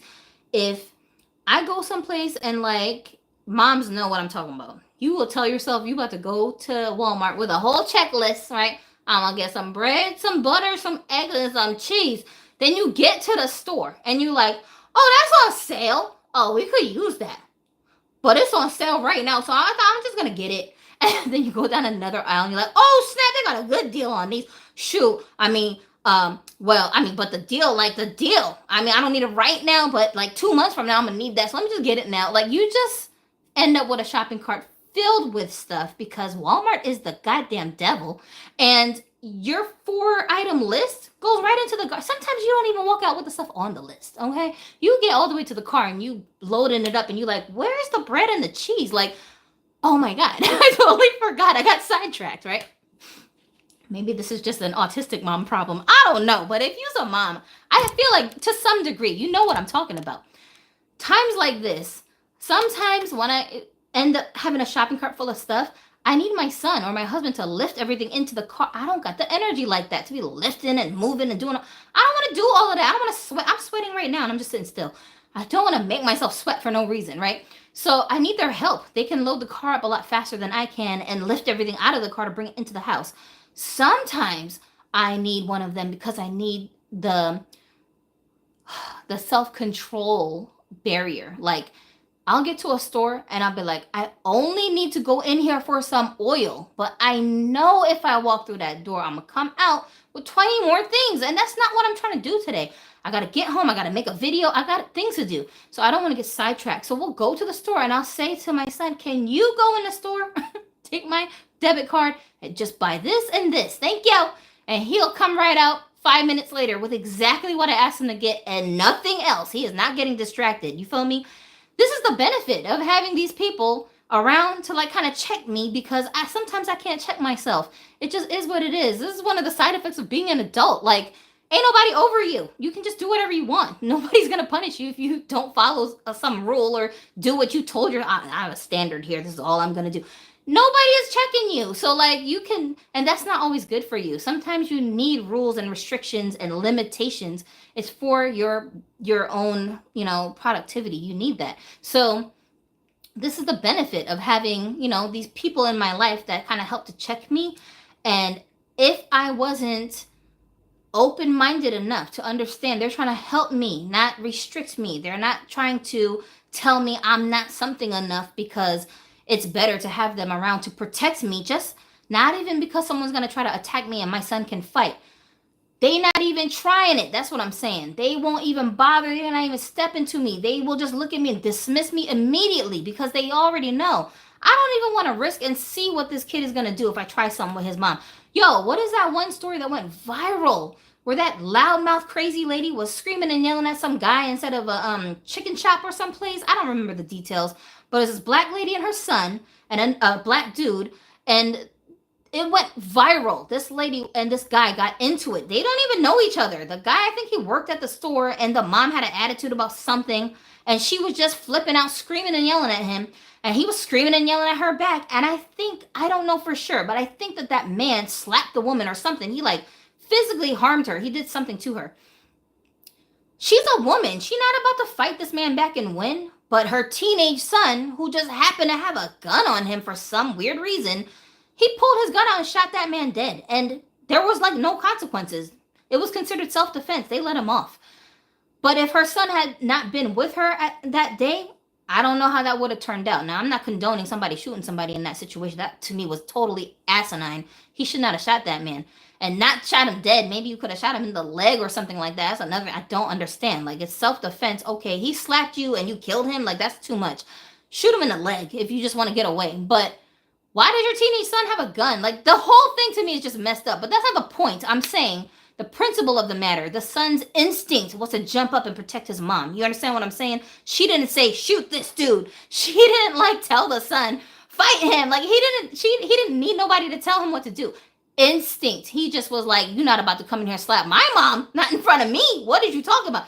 This is a child. And he fought a grown adult to protect his mom. If he didn't have a gun, he probably would have did something. Even if that meant that man beat that boy up, that boy would have did what he needed to do to protect his mother, period. You understand what I mean? So that situation, like I said, in the hood, that's just a dime a dozen every damn day. Like, everybody just desensed that. You think the people in that restaurant were like, oh, they shot him. Like, they were like, it's Tuesday. Here we go again. You understand what I mean? But I'm just saying, like, in my situation, when I go to these places, when I go out and about, I just notice there's such a difference the way that people treat me when they see me with my son or my husband. The way they look at me, totally different. They don't look at me like, what can I get away with today? Ooh, let me go over here and say something to you. No, they move with caution when they see me with these men. You know what I mean? So I wouldn't trade that for nothing. What are you talking about? I'm privileged, very privileged and blessed to have men in my life that would put their own safety to the side to make sure that I'm okay. That's a privilege, bro. I ain't about to sit here and act like that don't mean nothing. That means everything. Doll therapy is a wonderful reprieve from human reality, the outside world. Yeah, it's a really good way when you're dealing with your dolls to escape into like a fantasy world. And there's so many aspects of it that I think just completely goes over people's heads. Like when, like people who don't collect dolls, when they see us, a lot of the times they looking at us like, what's wrong with y'all? You an adult over here playing with dolls? Like they think we're crazy, right? That has never bothered me. I never really cared what strangers think about me and my doll collecting. Or I shouldn't even say collecting. Just even before I was collecting, I've always been into dolls. And even when I didn't consider myself a collector, I never cared when anybody thought about how doll, manipulating like affects me. But I did care about making people uncomfortable who were just a part of my life, like not strangers, like my family or people I was dating. If they were like uncomfortable with having dolls around, I would kind of like hide them so that they didn't have to be exposed to the dolls all the time. And shockingly, like I had this huge doll that was like the actual kid size, like a toddler kid size doll. If you guys are familiar with masterpiece dolls, I used to collect those. And I had one that I would always keep in my room, in my bedroom, and she was like almost like a mannequin just standing in a corner. But at night, I would lay her in the bed next to me and like hug her to sleep because I'm the kind of person who's very tactile. Like I like to touch things, right? And all my life, I grew up with my little sister, and me and her shared a room. We always shared a bed. So like my sister and I would lay next to each other, and she was like my comfort object. Like she was like my body pillow. And my sister was always like the chunkier one. So I would just wrap my whole body around her when I would go to sleep. And that was how I slept very comfortably like that. And then like my mom is the same way. She's very touchy-feely, kind of affectionate person. So if me and my mom were like laying in the same bed, we'd always wrap ourselves up in each other, and that's how we slept. And I thought everybody slept like that, but apparently not. So I just got used to it. Then later, when I was living on my own, like my son at the time, because there was a time when I was a single mom, my son, he's so tiny. Like he was so petite and skinny. You have 5 masterpiece dolls, Princess Burrito. I love that name. I'm so jealous. Oh my God. Y'all, that's a whole nother story when I had to get rid of my dolls. I keep saying I had to, but I really didn't have to. But I thought I had to, and then I did. And then it turned out I didn't have to, and now I regret it, and I can't get those dolls back. Don't sell your masterpiece dolls. Oh my God. Don't do it. Even if you're like desperate and you're like, I need the money, you will regret it later because you cannot replace those dolls once they're gone. And with masterpiece dolls, because they're so big, they take up so much space and they cost a little bit more. I feel like every single doll, you put such thought into which ones you're going to order, and they're all limited edition. They only make like 350 pieces tops.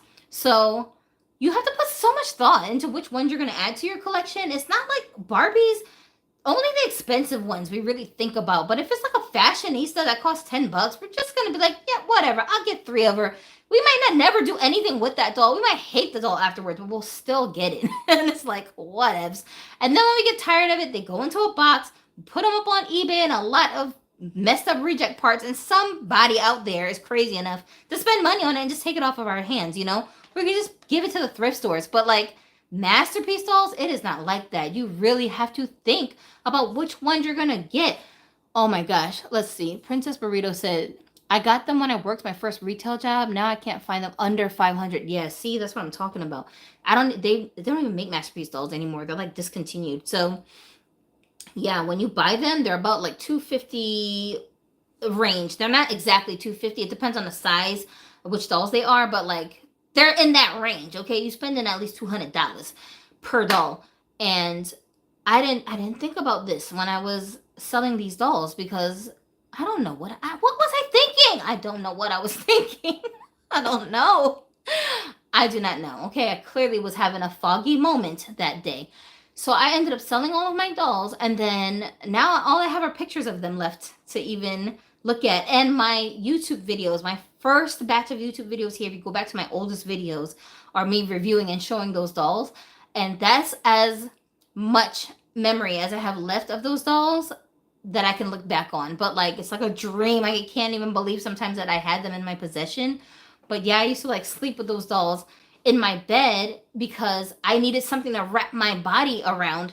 Granted, they're hard as hell. They're not like soft body dolls. They have vinyl, but like I would dress them in layers and layers of clothes because they can fit into actual kid clothes.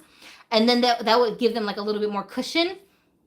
So I would, lay down with them. And like, to me, that's totally normal to do. I couldn't hug my son because my son was to me, he felt so fragile. Like he was so tiny back then when he was like maybe 3 years old-ish.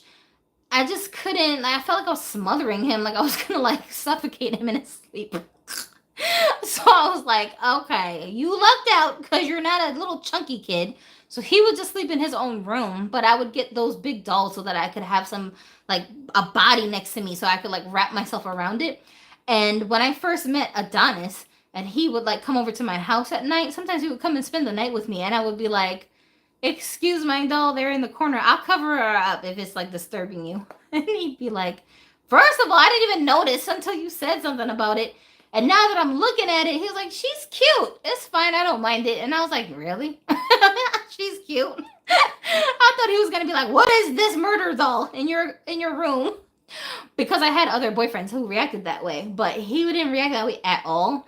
And I had no Barbies at this time. It was just that one big masterpiece doll that I had. And I think I had like one other little display doll that my uncle had got me that I can't even remember what the hell she was called. That whole line is like totally forgotten about, discontinued. It was just that one doll that I had. She was so cute. I'll remember what it is. If I remember, then when I edit this video, I'll put it up here on the screen. But that was it. That's the only dolls that I had. But like I said, even before I was collecting, I was always very like, you know, I had an affinity towards dolls. They just gave me comfort. They just made me feel at home. So I loved having dolls around whenever I could. And having a son, you don't just be telling yourself, let me go buy a bunch of Barbie dolls. That's just not how you think when you have a son. He's not asking for them. So, like, you're not really thinking about it, you know? But that was, I guess, like the first time that I ran into somebody who I was dating that didn't mind that I had a liking for dolls. And then even before I started collecting, I only actually turned my doll purchases into a collection later, because by this time me and Adonis are already married.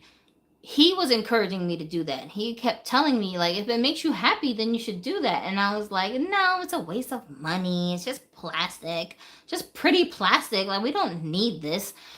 This is money we could put towards something else. And he would be like, how many lives do you think you're going to live? Like, you're only going to be this age right now. You're only going to be in this, you know, space in time right now. If you could have whatever is going to make you feel happy right now, like, why are you putting that off? Why are you saying no? Why are you depriving yourself of it? It's not like you over here doing drugs. Like, you're not doing something that's bad for you.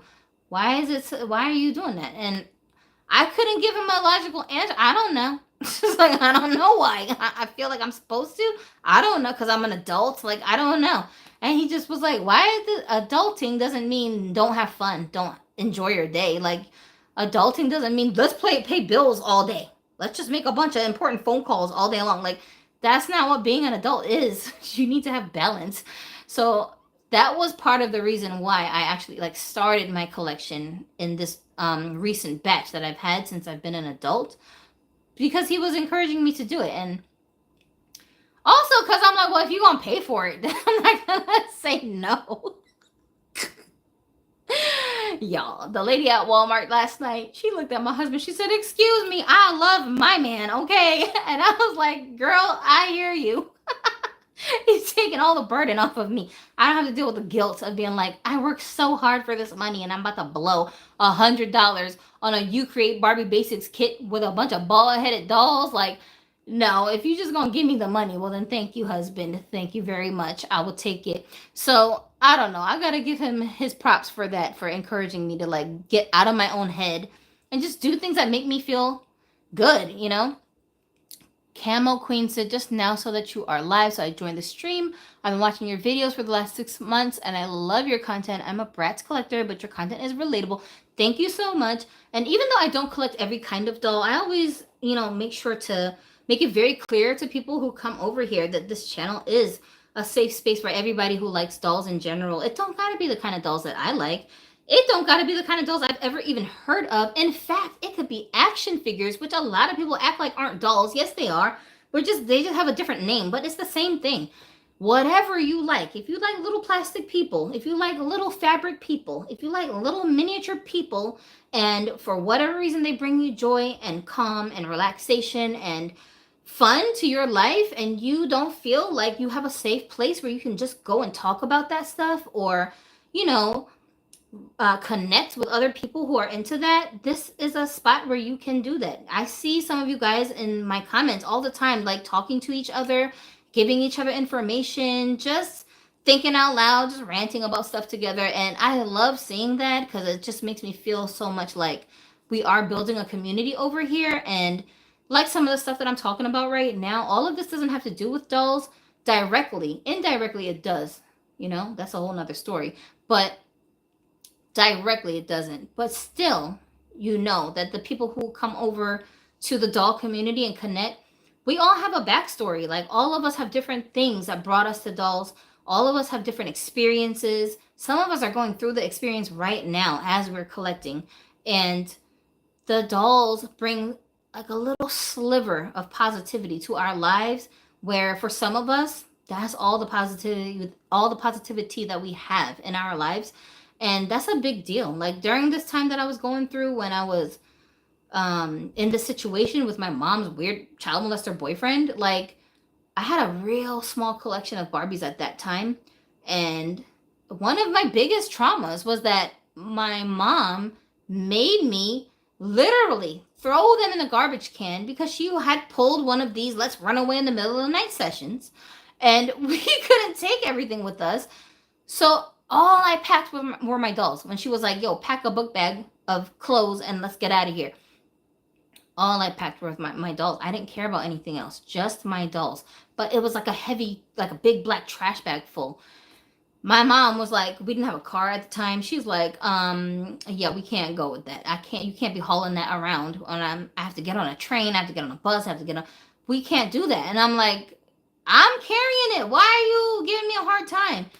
She was not having it. She pulled it out of my hand, dropped it on the side of the curb, and just whisked us away to wherever the hell we went next. And I'm like, oh, what? Like, oh my God. Like, to this day, my daydream is that somebody, when you live in the city, it's always somebody rummaging through trash on the curb looking for cans, right? I was just praying that somebody would come along, see a big bag filled with beautiful dolls. Nothing was wrong with any of them. They were like in this condition. Like I was always taking good care of my dolls, and at that time, I didn't even have a place to display them.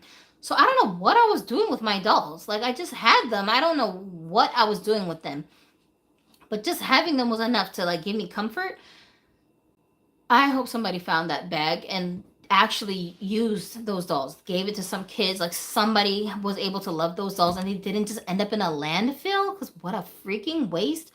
Those were dolls that I had amassed since like, I want to say during a year I had spent previously in foster care when my foster families were giving me Barbie dolls, and they just meant so much to me, It was like a part of my childhood, and my mom just threw it on the freaking street corner and acted like, whatever, no big deal, let's go.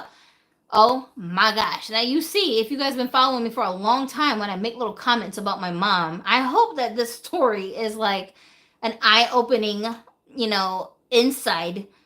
insight into why I say the things I say about my mother. Like I love her, but she just has so many problems. And as a kid, if this is the adult that is supposed to be your like example, it really is a wonder you don't turn into like a crack whore prostitute by the time you become 23 years old. Dealing with a mom like this. What the hell? You know what I'm saying?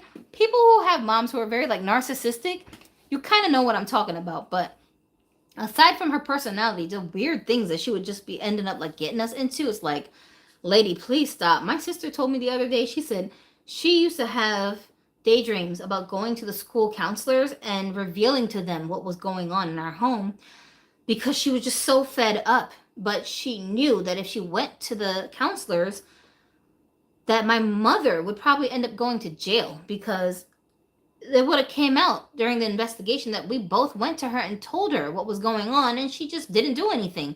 So, I mean, she did do something. She scolded us. She told us, stop lying so much. So that's what she did. Shame on any parents who treat their kids like this.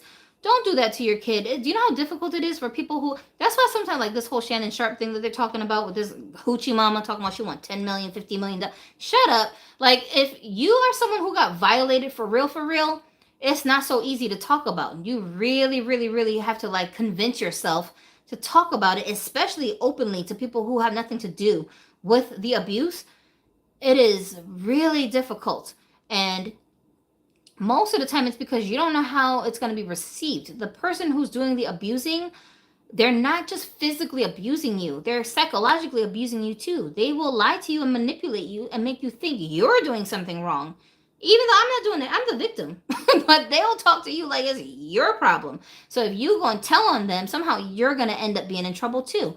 And that's what was going on with my sister. So she felt like, if I go to the school counselor and tell them something, they're not only going to rip us away from our mother and throw us back in foster care, which we were already traumatized by, but then on top of that, she's going to go to jail because they're going to ask her why she didn't believe us or take us out of this situation, and then they're going to charge her with something. So, like, my sister said that's what prevented her from actually going and talking about it, but she was so close, telling her teachers what was going on, because she just couldn't take it anymore, you know?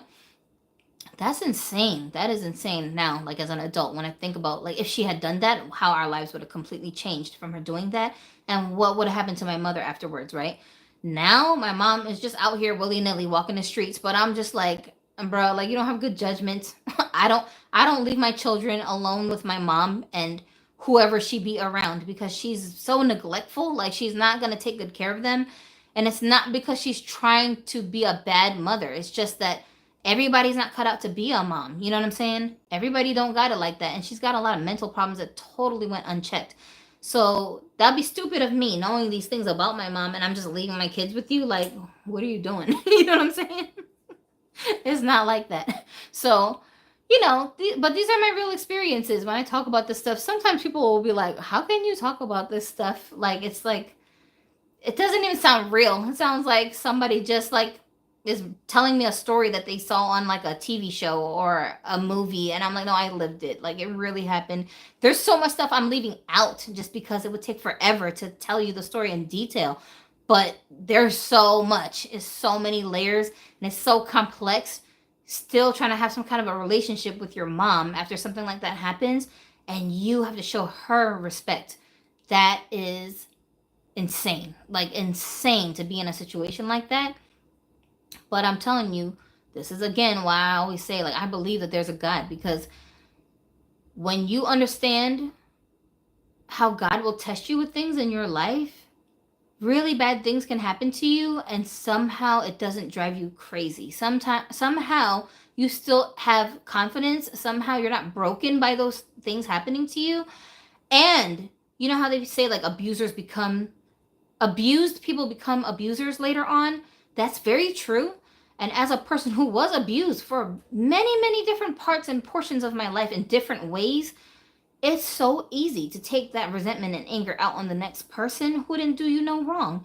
And like, I know for me, my struggle was with my husband because I didn't really know how to like interact with a man who's supposed to be the head of the household when I grew up in an environment where there was nothing but toxicity going on all the time.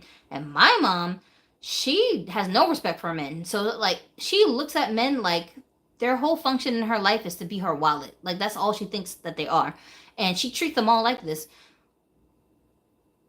I understand why she's like that because of her traumas. Like I said, it's difficult as a person who came from trauma to not let that bleed into your whole entire life.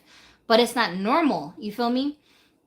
So I understand why my mom is this way. But she herself is very abusive. Like, she'll get with guys who now in her like later years, she'll get with guys who are so soft and so scared of her that they won't stand up for themselves because it's easy for her to bark at them and scream and yell at them and like, you know, call police on them and tell them she's going to kick them out of the house if they don't concede and just do whatever she wants them to do.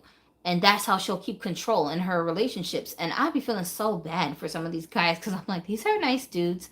They deserve better. Like, I really want to be like, you should probably leave. You should probably get away from her.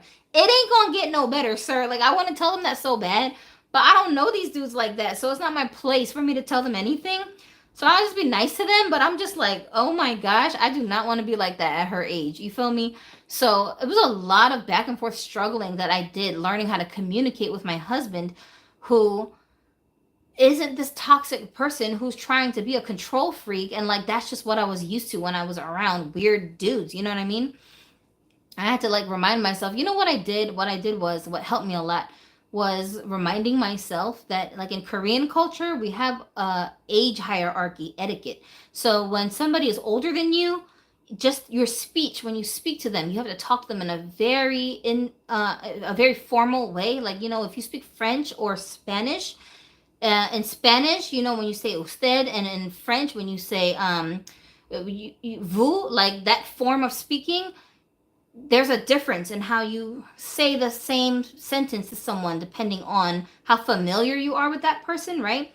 That's the closest that I can explain it to. So if you speak those languages, or if you are someone who studied those languages, then you understand what I mean when I say that, where you use usted or tú and where you use tu or vous, right? You know how there's like a difference there. So in Korean, we have the same thing. And for us, when you speak to anyone who's older than you is when you switch to vous form or usted form, right? So I grew up with that etiquette drilled into my brain. So automatically I do that when I run into Asian people. Just the Asian face is like the trigger that I need to remember this etiquette. And even though I'm Korean, this also applies to all Asian people. Most Asian people have this etiquette in their culture. It's just embedded in there, right? So, like my children, my daughter, she doesn't call my son by his name. She always calls him Oppa, which means big brother. And she's not allowed to call him by his name because it's considered very disrespectful in our culture for you to call your big siblings by their names. So me and my sister grew up that way. She always calls me Anni. And so my children are raised to do the same thing.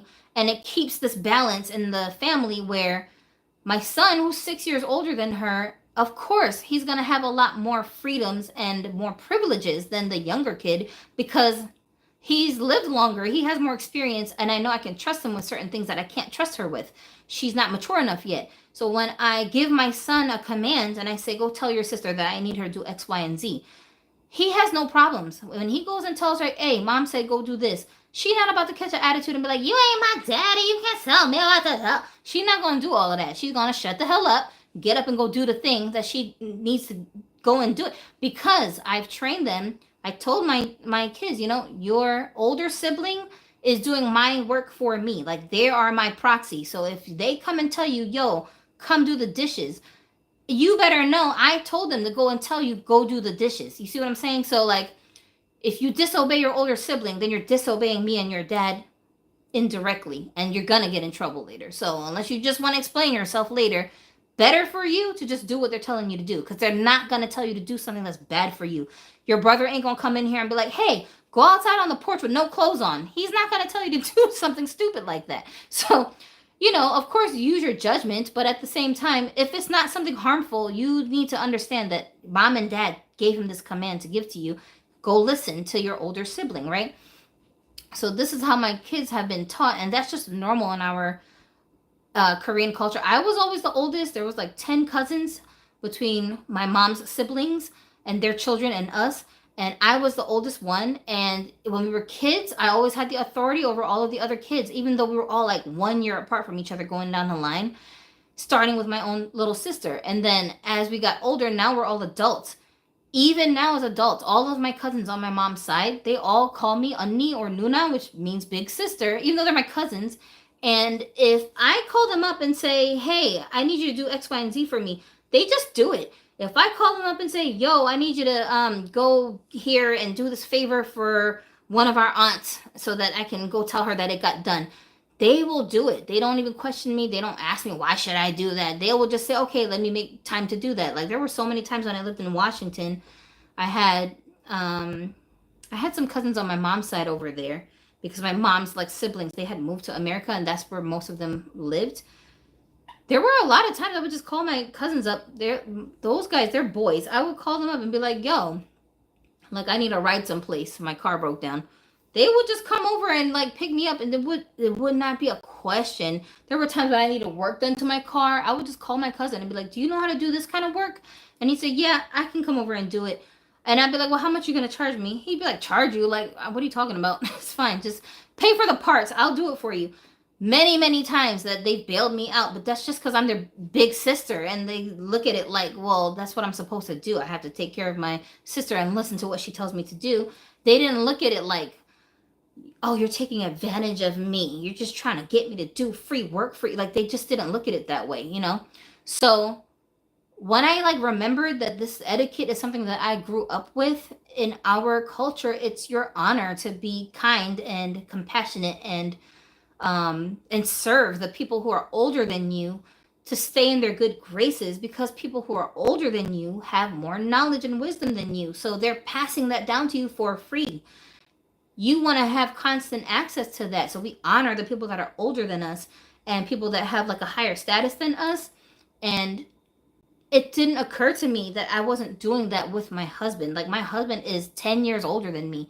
My husband already had kids before I had kids. He taught me how to discipline my own children because I know what the hell I was doing out here. And all the things that he's like doing and saying, he's trying to help me. So like, Why am I arguing with you? Why am I being defiant? Why am I catching an attitude? Why am I getting offended? Why am I looking at it like, oh, you think I can't just do it on my own because I'm a girl? Like, why am I looking at it that way? It's so bizarre. But I was just brainwashed by the way that society is here in America to think that this behavior is okay, and the toxic situations that I saw my mom in, to think like every guy who says something to you, he's trying to control you. He's trying to ruin your life. He's trying to mess up something you got going on. He don't respect you. That's just the way that the weirdos who my mom has been around were like, you know? So I would just like superimpose that onto every guy. And I'm like, this is insane. Like, this is what abnormal people do. There are normal people out here who don't move like this. And like I was saying earlier about my dad was a very good person. He just had drug problems. And when you're addicted to drugs, it's like a demon just takes over. Like, you're not yourself. You know what I'm saying? You're just doing all kinds of stuff that in your right mind you would never do. But the drugs just completely, like, it destroys lives. So that's what was going on with my dad. Meanwhile, if you looked at his brothers, the other men on his side of the family, on point. Like, these guys were on point. These dudes will make you look at, like, okay, my dad's family, like, a lot of them live in North Philadelphia, right? Or they started there, right? And they came from the hood, this ghetto, crazy gang crime culture. But they're not like that. They're very smart. They're very critical thinkers. A lot of them are religious. And, like, a lot of them are educated. My grandfather had a standard for his sons to be a certain way. And if you didn't live up to that standard, like, he was not the one to be played with. So my grandfather was their model, I guess, that they looked to as like what a man should be. So if they weren't following his footsteps, it was just like, what are you even doing? Why are you embarrassing everybody out here, you know?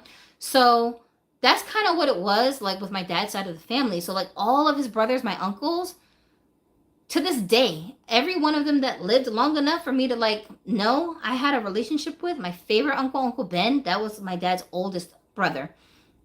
Me and him were like best friends. I wasn't his best friend. But he was my best friend, okay? And we have a 30-year age gap. I learned so much from my uncle, and he was like my standard for, like, the epitome of, like, the perfect man. Like, and I thought, these guys don't exist. They do not, especially not black men. They do not exist. That's really what I thought. But my experience as I got older, I realized that's not true. This is just a bias that I have because of the environment that I've always been in. It just breeds toxicity. So you're going to run into a lot more toxic people there. It really has nothing to do with race. It's just poverty culture. That's really what it is. People who grow up in, like, these poor neighborhoods where everybody is just out for himself, they tend to be like this. They're very, like, you know, self-absorbed and, like, only thinking about me. And that's just normal in that environment because you have to survive. It's not even like a malicious thing. You gotta survive. You gotta be able to walk from your house, because there ain't no damn school buses, to school and back every day in one piece. That's just life there, you know? It's ugly, but it's the truth. So living in that kind of environment, people start to, their personalities get shaped a certain way, and their values are shaped a certain way. And that's just like what they do there. But everybody is not like that. You know what I'm saying? So once you, like, get out of that environment and you're around other kinds of people, then you're like, oh, this is what normal people do? Okay. I don't have to have a gun on me on my way home from school every day. All right, this is interesting. You know what I'm saying? It's just different. So, like, I ran into my husband when I had finally moved to the burbs. It was me and Ginu, and I was a single mom at the time. I was real young, like 23 maybe, and, like, kind of starting my life from scratch on my own, just trying to figure it out. And then I ran into, I was about to say Ginu's dad. In my head, he's Ginu's dad now. But at the time, he wasn't. Adonis. I ran into him at that time in my life. And I didn't know how to process it. I didn't know what to do with him. I didn't know how I'm supposed to, like, how do I act? I don't really know how to act around normal people. What am I supposed to do? So there was a lot of the toxic abusive kind of stuff that I picked up from my mom that I was doing with him that I didn't even realize at the time was very abusive to do to somebody, because I wasn't coming from a place where I was trying to be abusive. It was just the only way I knew how to react to things.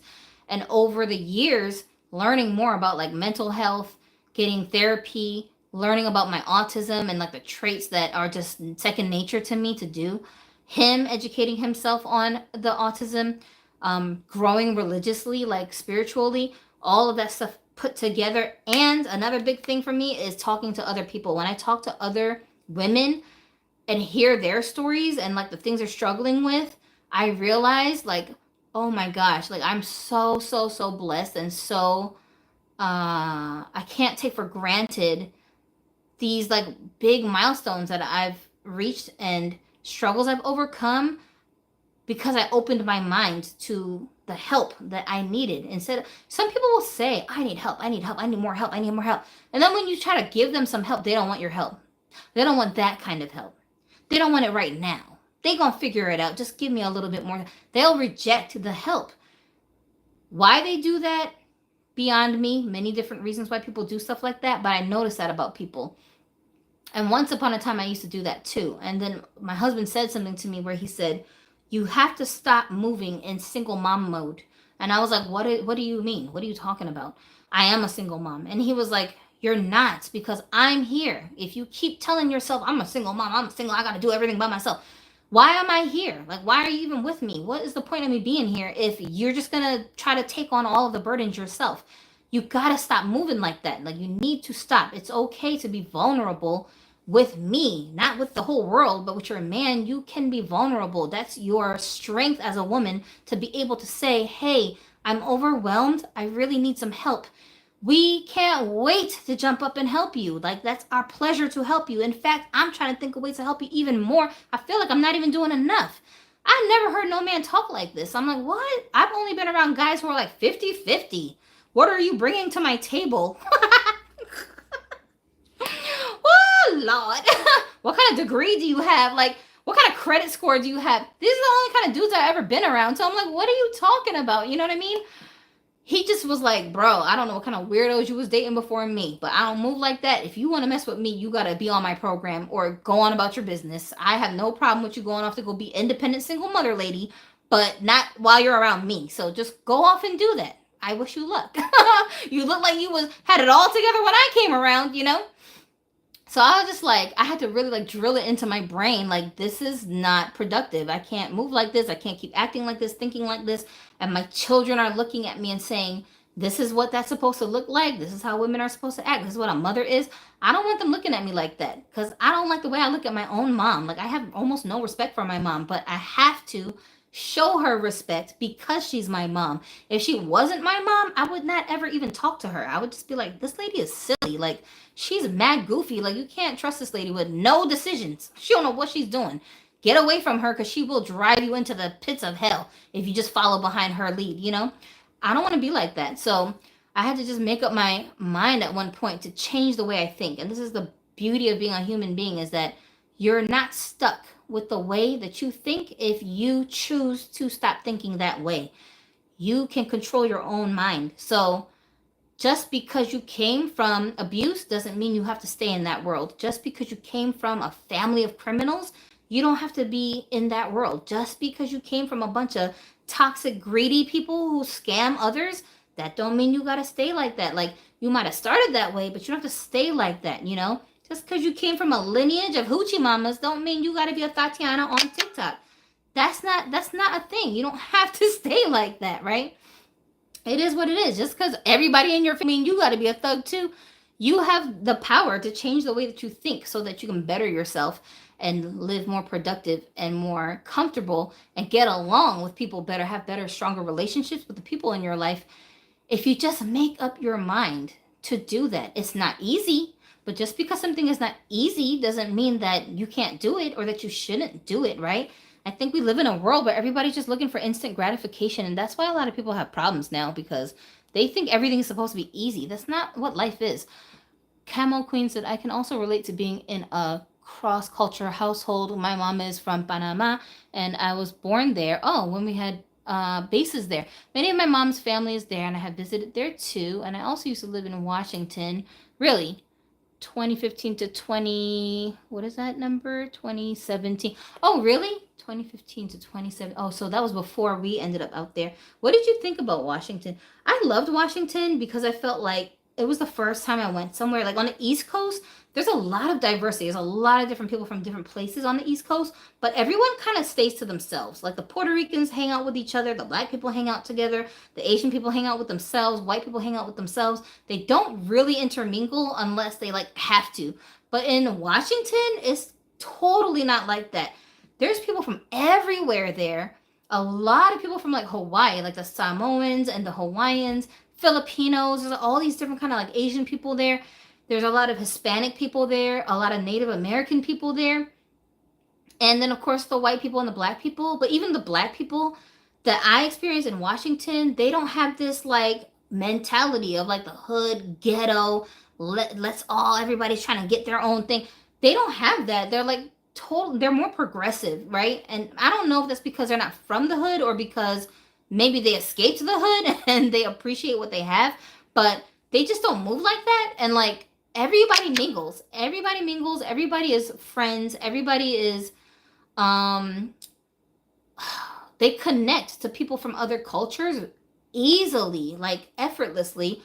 You almost forget that all these people are from different cultures, and they don't hide their culture. Like I love seeing how the Samoan people, a lot of them would walk around with like the sarongs tied up around their waist. The men and the women, like they would be doing that for just cuz why not, right? And my son loves to make his own clothes. So he started making like traditional Asian clothes, traditional African style clothing, and he'll mix and match it into his regular like modern day wear.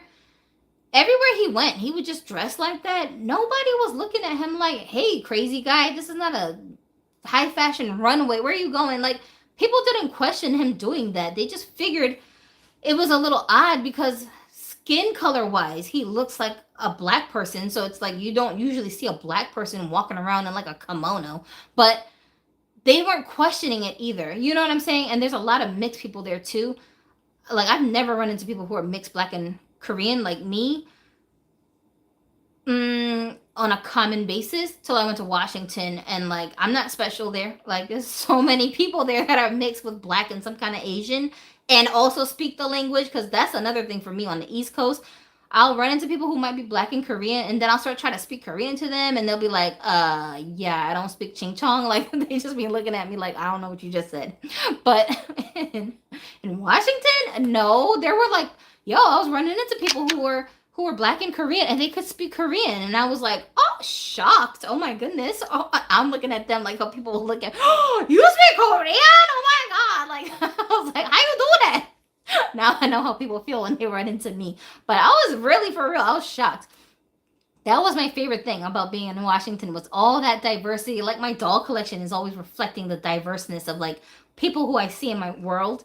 And I totally got that experience living in Washington, that I feel like I'm satisfied now having been able to experience that. I made so many Filipina friends while I was down there. Like they loved me. I think they thought I was Filipino at first when they like met me, and then I'd be like, "No, I'm not. I'm not." And they'd be like, "We don't care. Come hang out with us." And they would just be like feeding me. That's why I got so fat. They were like feeding me all kinds of food. I learned so many different recipes of different like foods from different cultures while I was there. It was an amazing experience, but the cost of living there is not a joke. It's ridiculous, all right? And that was what made me be like, okay, enough is enough. We got to get the hell out of here, because rent keep going up $100 every lease cycle, another $100, and I'm already paying too much for this tiny ass little space. Please stop it. I lived in Olympia and it was okay. I enjoyed the summers. Not a fan of the rain and cloudy weather. That's actually not a rumor. It's true, you guys. It's always raining there. I love the Korean teriyaki restaurant in Lakewood, but just outside of Fort Lewis. Okay, well, Camel Queen, where I lived, was a little suburb called Puyallup, and that was like 20 or 30 minutes away from Lakewood. And Lakewood, for people who aren't familiar, is kind of like Koreatown. That's where all the Koreans be at. That's where all the different Korean markets are at. The restaurants are at. And so stereotype. My aunt, who lives out there, she had She had a dry cleaners. Whoa, surprise. A dry cleaners out there in Lakewood. So, yeah, we spent a lot of time in Lakewood, and that was like right next door to where we lived. But it was such a fun experience. You know what, though, was kind of crazy? Even though there was so many Koreans there, like, I didn't make any Korean friends. Is that weird? But I used to tell my Filipina girlfriends, it's because I'm too loud. Like, Korean people and I, we don't really mesh because I have to explain myself so much to them. I'm very not a conventional Korean. And I don't know, blame my half blackness if you want to, whatever. But like, I just don't fit in with them. They're very reserved and conservative and quiet and dainty and ladylike and blah, blah, blah, blah. And I'm not like that at all. I'm so loud. I be cussing up a storm. I really have to censor myself for TV because I don't want to get demonetized. So here I try so hard to not curse, but here and there it'll slip a little bit, you know what I'm saying? But like in real life, bruh, like straight up like Sailor Moon, okay? Like I'm just like cussing up a storm. And it's probably a lot of pressure for Korean people to hang out with me and then be like, she's so unholy. Like, why is she like this? Why is she so loud? Another thing too, because I get hot. I'm like such a hot-blooded person. Bruh. I'm like the cleavage queen. Like, I don't care. Like, I don't want sleeves. Like, I'm just so like hot all the time.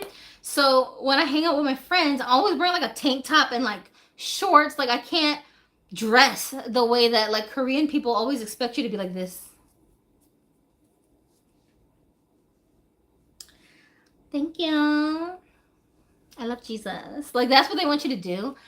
I cannot do that.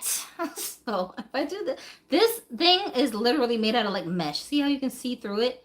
It's like barely even like on me. You know what I'm saying? So I can deal with stuff like this. But if I had to wear like a jacket or like a sweater or something modest, I could not. Like, people are shocked when they find out that I'm a Muslim because I don't cover myself. I don't wear hijab. But I can't. I cannot do it. Like, I don't know if it's like my Asperger's, but my sensory stuff is like crazy. Like, I get so hot so fast. AC be blowing in this house 24 hours a day. It's just off now because I'm recording. I get so hot even with the AC, 2 fans blowing on me. Like, I'm always hot. I can't deal with it. And I'd be like, I wish I could. Like, I wish I could. The freedom of not having to worry about my frizzy hair, just doing whatever it wants, because I can just cover myself with a scarf. What? What? That is a cheat code right there, okay? Let me do that. One of these, I pray sometimes. I pray that I get to a level spiritually and physically, my sensory thing just like goes away one day and I can actually like cover myself and wear hijab because I would love to, but like I can't do it. Like, I cannot commit to it. I just cannot do it. So, but that's why I can't hang out with Koreans because they just will be like, this girl's so loud. She's very loud. She keeps cursing.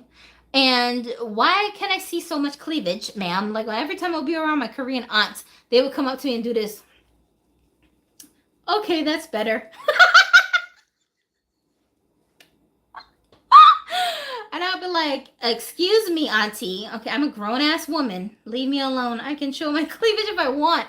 But they would be like, why are you dressing like this? But bro, I'm not trying to show you my cleavage. I'm just hot. That's all. I need like airflow. It's ventilation. It's not cleavage. It's just an accident that there's also cleavage. You understand what I'm saying?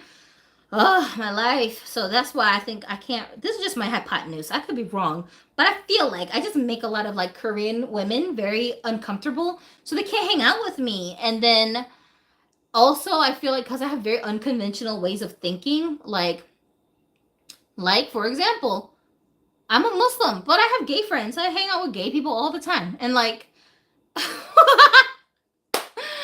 I feel like my Christian Korean friends, because all of my Korean friends that I know, I always met them at like a Korean church, so they're Christians. They can't deal with it. They just will be like, what? Huh? Why you have gay friends if you're a religious person? I'm religious. That doesn't mean I have to impose my religion on everybody else. And there's people who are gay who are also religious. Like, I'm going to tell you what you should be doing with your spiritual walk. That's not my business. You feel me? Like, that's not what that got to do with me. You know what I mean? Bruh, you're not about to hold my hand and take me to heaven with you. What is you talking about? You know what I'm saying? That is not my problem. Your personal belief system, if you're not doing anything harmful to other people, it doesn't matter. Like, if you believe in aliens, does that make you a bad person because I don't believe in aliens? What that got to do with me? Like, I don't care. You have your reasons for why you think aliens are real. I'm not about to sit here and be like, she believe in aliens, she's stupid, she crazy, I ain't bringing her around my kids, you about to hang out with me, you believe in aliens up in here. I don't care. In fact, I'm fascinated. I'm like, tell me, why do you believe in aliens? I want to know. Do you know something I don't know? Tell me about your alien experience. What happened?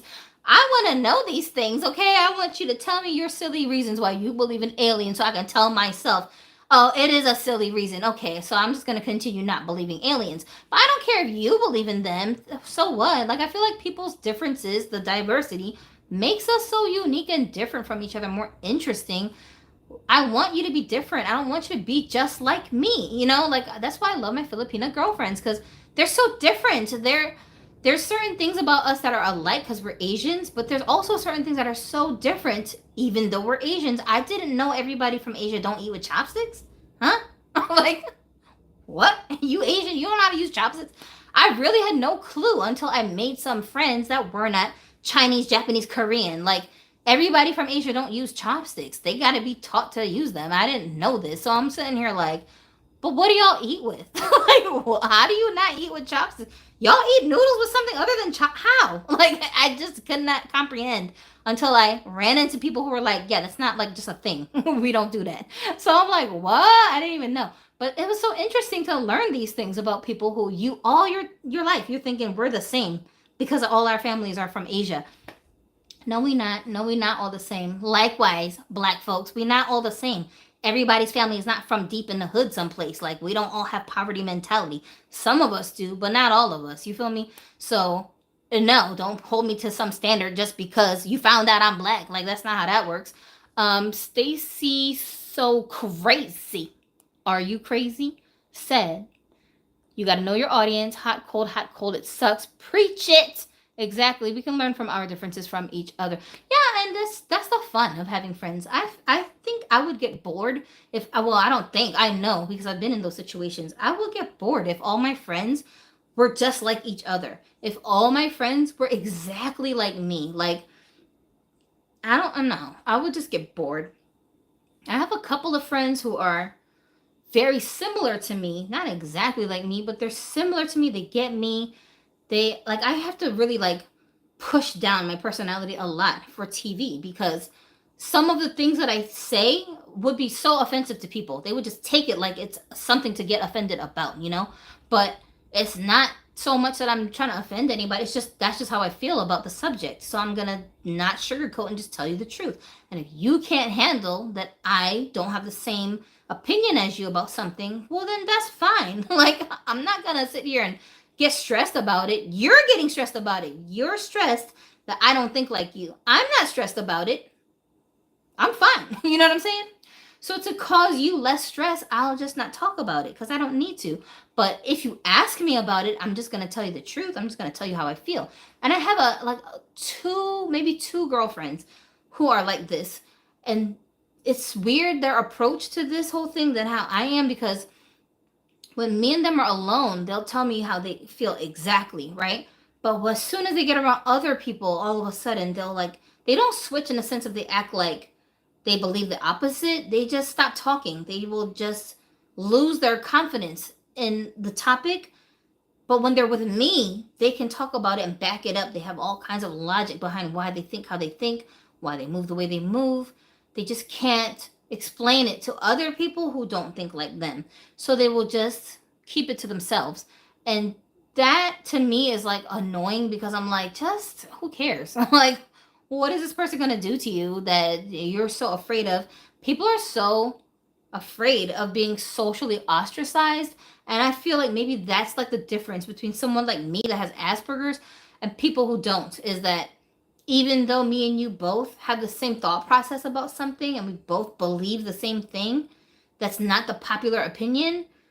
My autism, I feel like, gives me a barrier where I don't give a hot damn if anybody else agrees, disagrees, or thinks I'm a horrible person because I feel like this. Like, I've had people come over here and be like, I'm unsubscribing because I don't like what you said about DEI.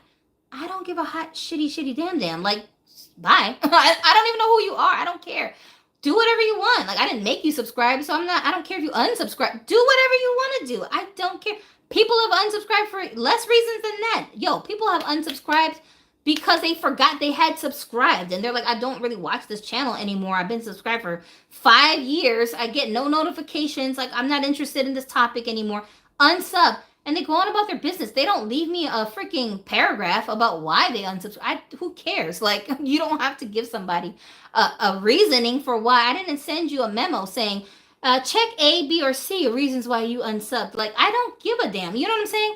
But do I appreciate the people who do subscribe? Of course I do. But that's what I'm saying. I don't care. I'm not gonna be like, oh, this guy unsubscribed today because I told them what I feel about it. I'm not gonna do that. I don't care. So, like, bye, right? But people will say these things to you, like, you're supposed to feel guilty about it. You're supposed to change your stance. You're supposed to think differently. Imagine me coming over to, like, a trans person's page where they're talking about trans issues and then saying, you know what, I'm unsubscribing because you think you's a girl, but you not. What? What are you talking about? Why would you do that? Like, even if you didn't agree with that person, why would you come over to their platform where they're talking about their feelings and be like, I don't agree with your feelings, so I'm going to get in my feelings and unsubscribe? What are you talking about? It's so odd that, and why am I saying that? That's what I'm saying. Like, why are you saying that to that person? Is that for yourself and your ego that you're saying this, or is it for that person? Do you think if you tell that person you're not really a girl, they're just gonna wake up one day and be like, you know what, you're right, I'm not.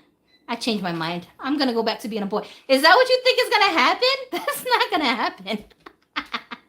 You're just wasting your own time and energy. It's so stupid. So stupid. I don't get it. So because I know there's no like point behind people doing that, I don't care when people say that whatever it is that I'm saying or thinking, they think it's weird. I'm like, I don't care. Like, I understand that it's not the popular opinion, but I still believe what I believe. I'm not going to believe it because it's the popular opinion. That's the whole point. Like, you don't understand that? I don't really care. Go on about your business. I don't mind. You know what I mean?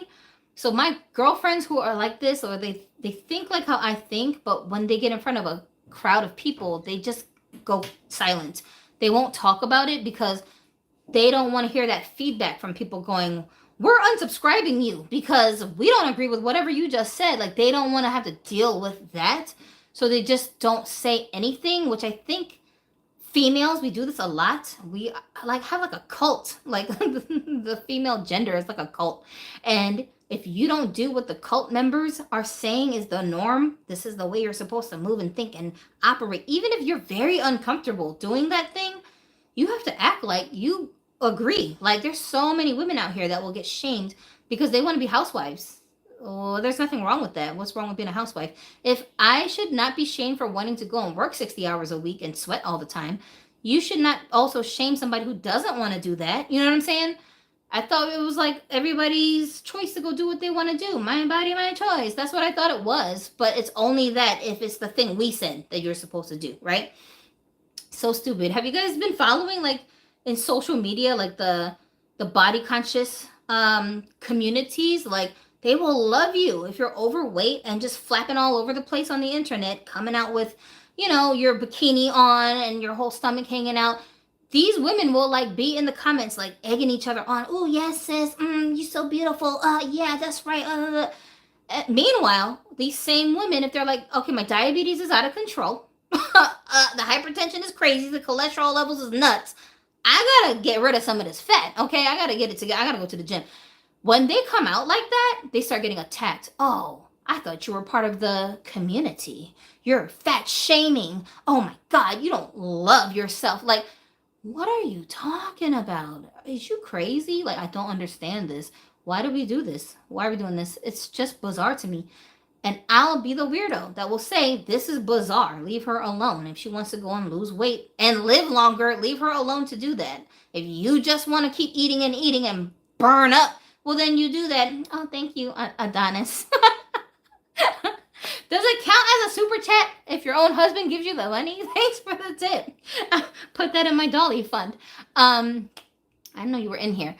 But yeah, like that's insane to me. Like it's so strange to me that that kind of behavior is just, it's okay in girl culture for us to do this. We don't hold each other accountable for things that are important, but then we'll like scream and yell at each other about stupid stuff. And it's like, I don't want to do that with you. So I can't really have a lot of female friends because I'm always the one friend who's like, yeah, I don't want to do that. Like I had girlfriends, they called me up. There's like, hey, we going to the casino tonight. You want to come with us to the casino? And I'm like, why? Like, who do you guys normally go to the casino? No.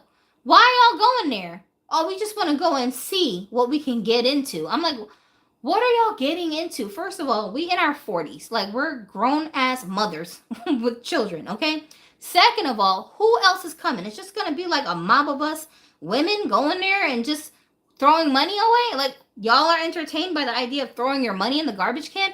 Why? Do they sell dolls there? Because if they sell dolls there, then I will come and trade my money for some dolls that I can bring home with me. But I'm about to just keep sticking money into a machine to see how fast it disappears. Like, what is the logic in this? I don't understand why we're doing this.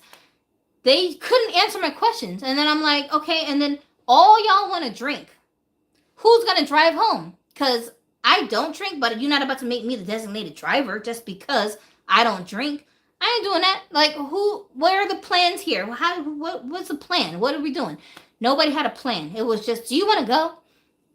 I'm like, bro, I ain't going no place. If I can't bring my husband with me, I'm not going. I'm not doing it. For what? Like, why? Y'all just want to hang out. If you want to hang out, we can hang out at somebody's house. We'll cook dinner. We'll hang out. We'll watch Netflix. We can chit chat. I don't want to be in this noisy environment that I'm going to get triggered in. All this overstimulation, a bunch of strangers, all deep into the night hours. I don't know where I'm at. I'm just going to be at the mercy of whoever I catch a ride from. Like, this does not sound like a good time to me. So I'm telling them, I don't want to do that. Y'all go have a good time. Take pictures. Let me see the pictures. Have fun. But me, I'm not interested because I ain't about to just go because y'all want to go.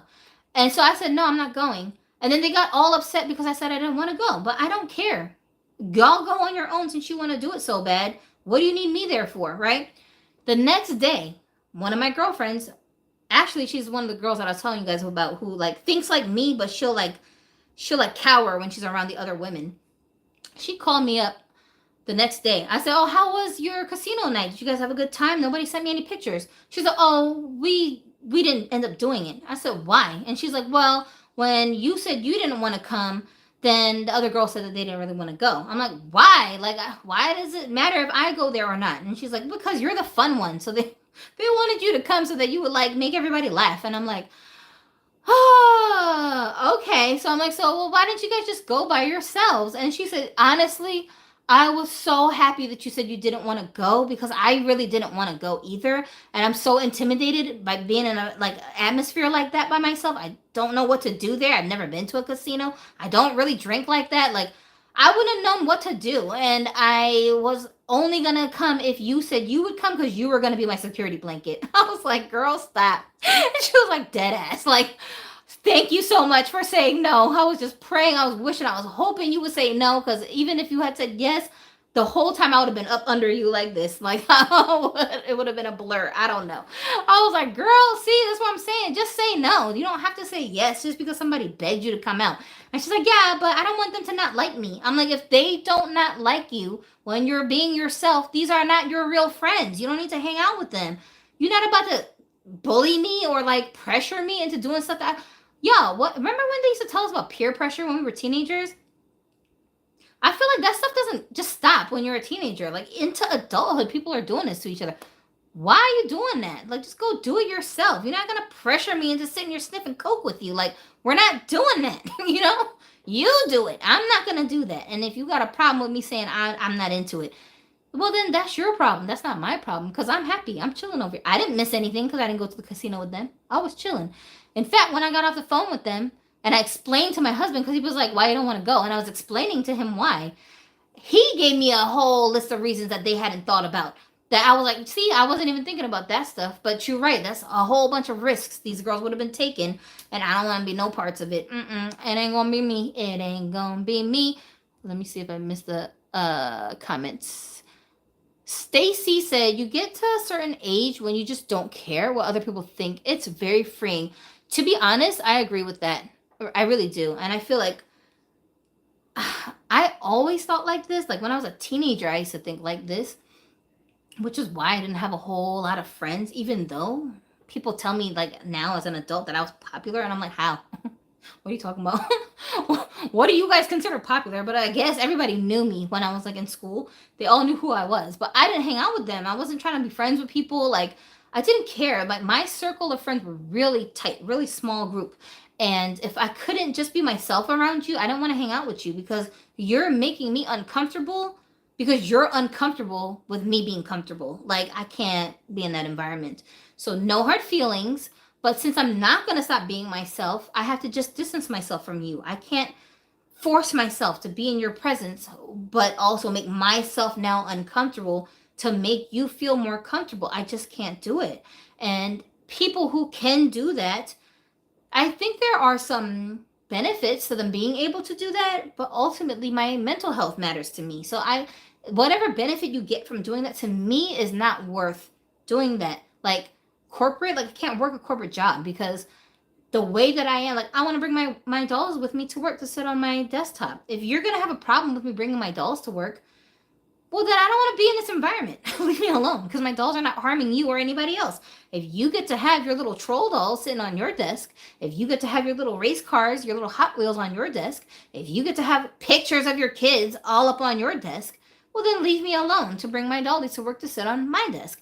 And if that bothers you so much, well, then have at it. You can have this job. I don't need this job like that to the point where I'm stressed out because the things that make me comfortable is making you uncomfortable, and that's the only reason why you telling me I can't do it. Not because I'm actually violating a rule, doing something wrong, like making the job more difficult. I'm getting everything done at work better than you, but you are just disturbed because you don't like dolls. That's not my problem, bro. Have this job, work your way all the way up. I actually had a job like that, right? And then when I left that job, so funny, a few months after I left that job, the manager who was feeling some type of way about me having my dolls at work with me, she got fired and she was working at Ross. God is hilarious. The things that he will let you see your enemies going through and you ain't even asking for it. It was so hilarious. I'm walking through Ross going, what the, is that her? I couldn't believe, and she was ducking and hiding, trying to hide from me because she didn't want me to see her there. It was so satisfying. You can't bring your little trinkets to Ross with you, I bet. They don't let you do that at Ross, but at an office job, yeah, you can bring your little trinkets to work with you. Bruh, isn't life funny like that? It's just hilarious. So that's why I'm saying it don't pay off in the long run for me to sit here and try to cower to fit your standards. I'm just not going to do it. That'll deal with it. Oh well. Oh well. So ridiculous. Anyway, I gotta go. Not because I'm not having fun chatting with you guys. This is like so much fun. And I want to do these more often. It's just that because of my sensory problems, I just get like overheated. Like after a while, the sensations of like my clothes sticking to my skin because I'm like starting to get sweaty, it completely takes over my I can't even concentrate on what I'm talking about anymore. The first portion of this video I am going to edit and I'll put this up for those who missed this live from the beginning so you guys can see those comparisons that we did with these girls back here and this bonus body of Little Bo Peep body, because a lot of people have been asking me about the curvy body types that have articulation and how different and similar they are. So we did the comparison. So that, expect to see that in an upcoming video once I edit that portion. I think that's probably like the first 30 minutes of the video. So if you see that, then you'll recognize what that is. When I do these lives, if you're trying to figure out when you can catch them, they're almost always going to be on a Sunday because that's just like the day that most people have to just be leisurely. So I'm probably going to end up doing them mostly on Sundays. I'm not saying every Sunday I'm going to do them. And I'm not saying I won't do them on another day of the week impromptu, but just if you're looking for a pattern, the likelihood of catching one live is going to be on a Sunday afternoon / evening. I'm not a morning person, so you ain't never going to catch me on here live in the morning. So you ain't miss nothing if it's like Sunday 11 a.m. and you're like, oh, she probably went live. No, I didn't. No, I didn't. No, I did not.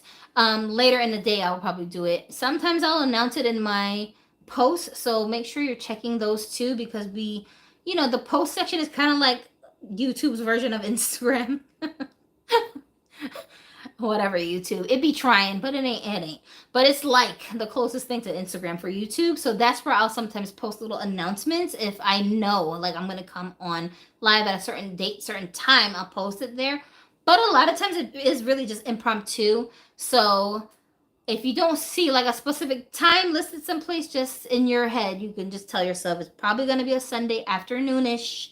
If you're wondering, you can ask me in the comment section or over on Instagram if you follow me there at Broken Dolly TV. You just ask me, hey, are you gonna do a live this week on Sunday? And then I'll just let you know if you just want to know. But like, obviously, 100 people aren't gonna ask me that, so I'm just saying here for whoever sees this, that's probably the pattern that you should be looking for. Is usually on a Sunday. So that's it for me. Thank you guys so much for hanging out with me and chitter chattering with me. My name is Gypsy. This is Broken Dolly TV, and we are going to wish everybody to go have a Dolly day. As soon as I figure out how to end this, then it will end. That's not it.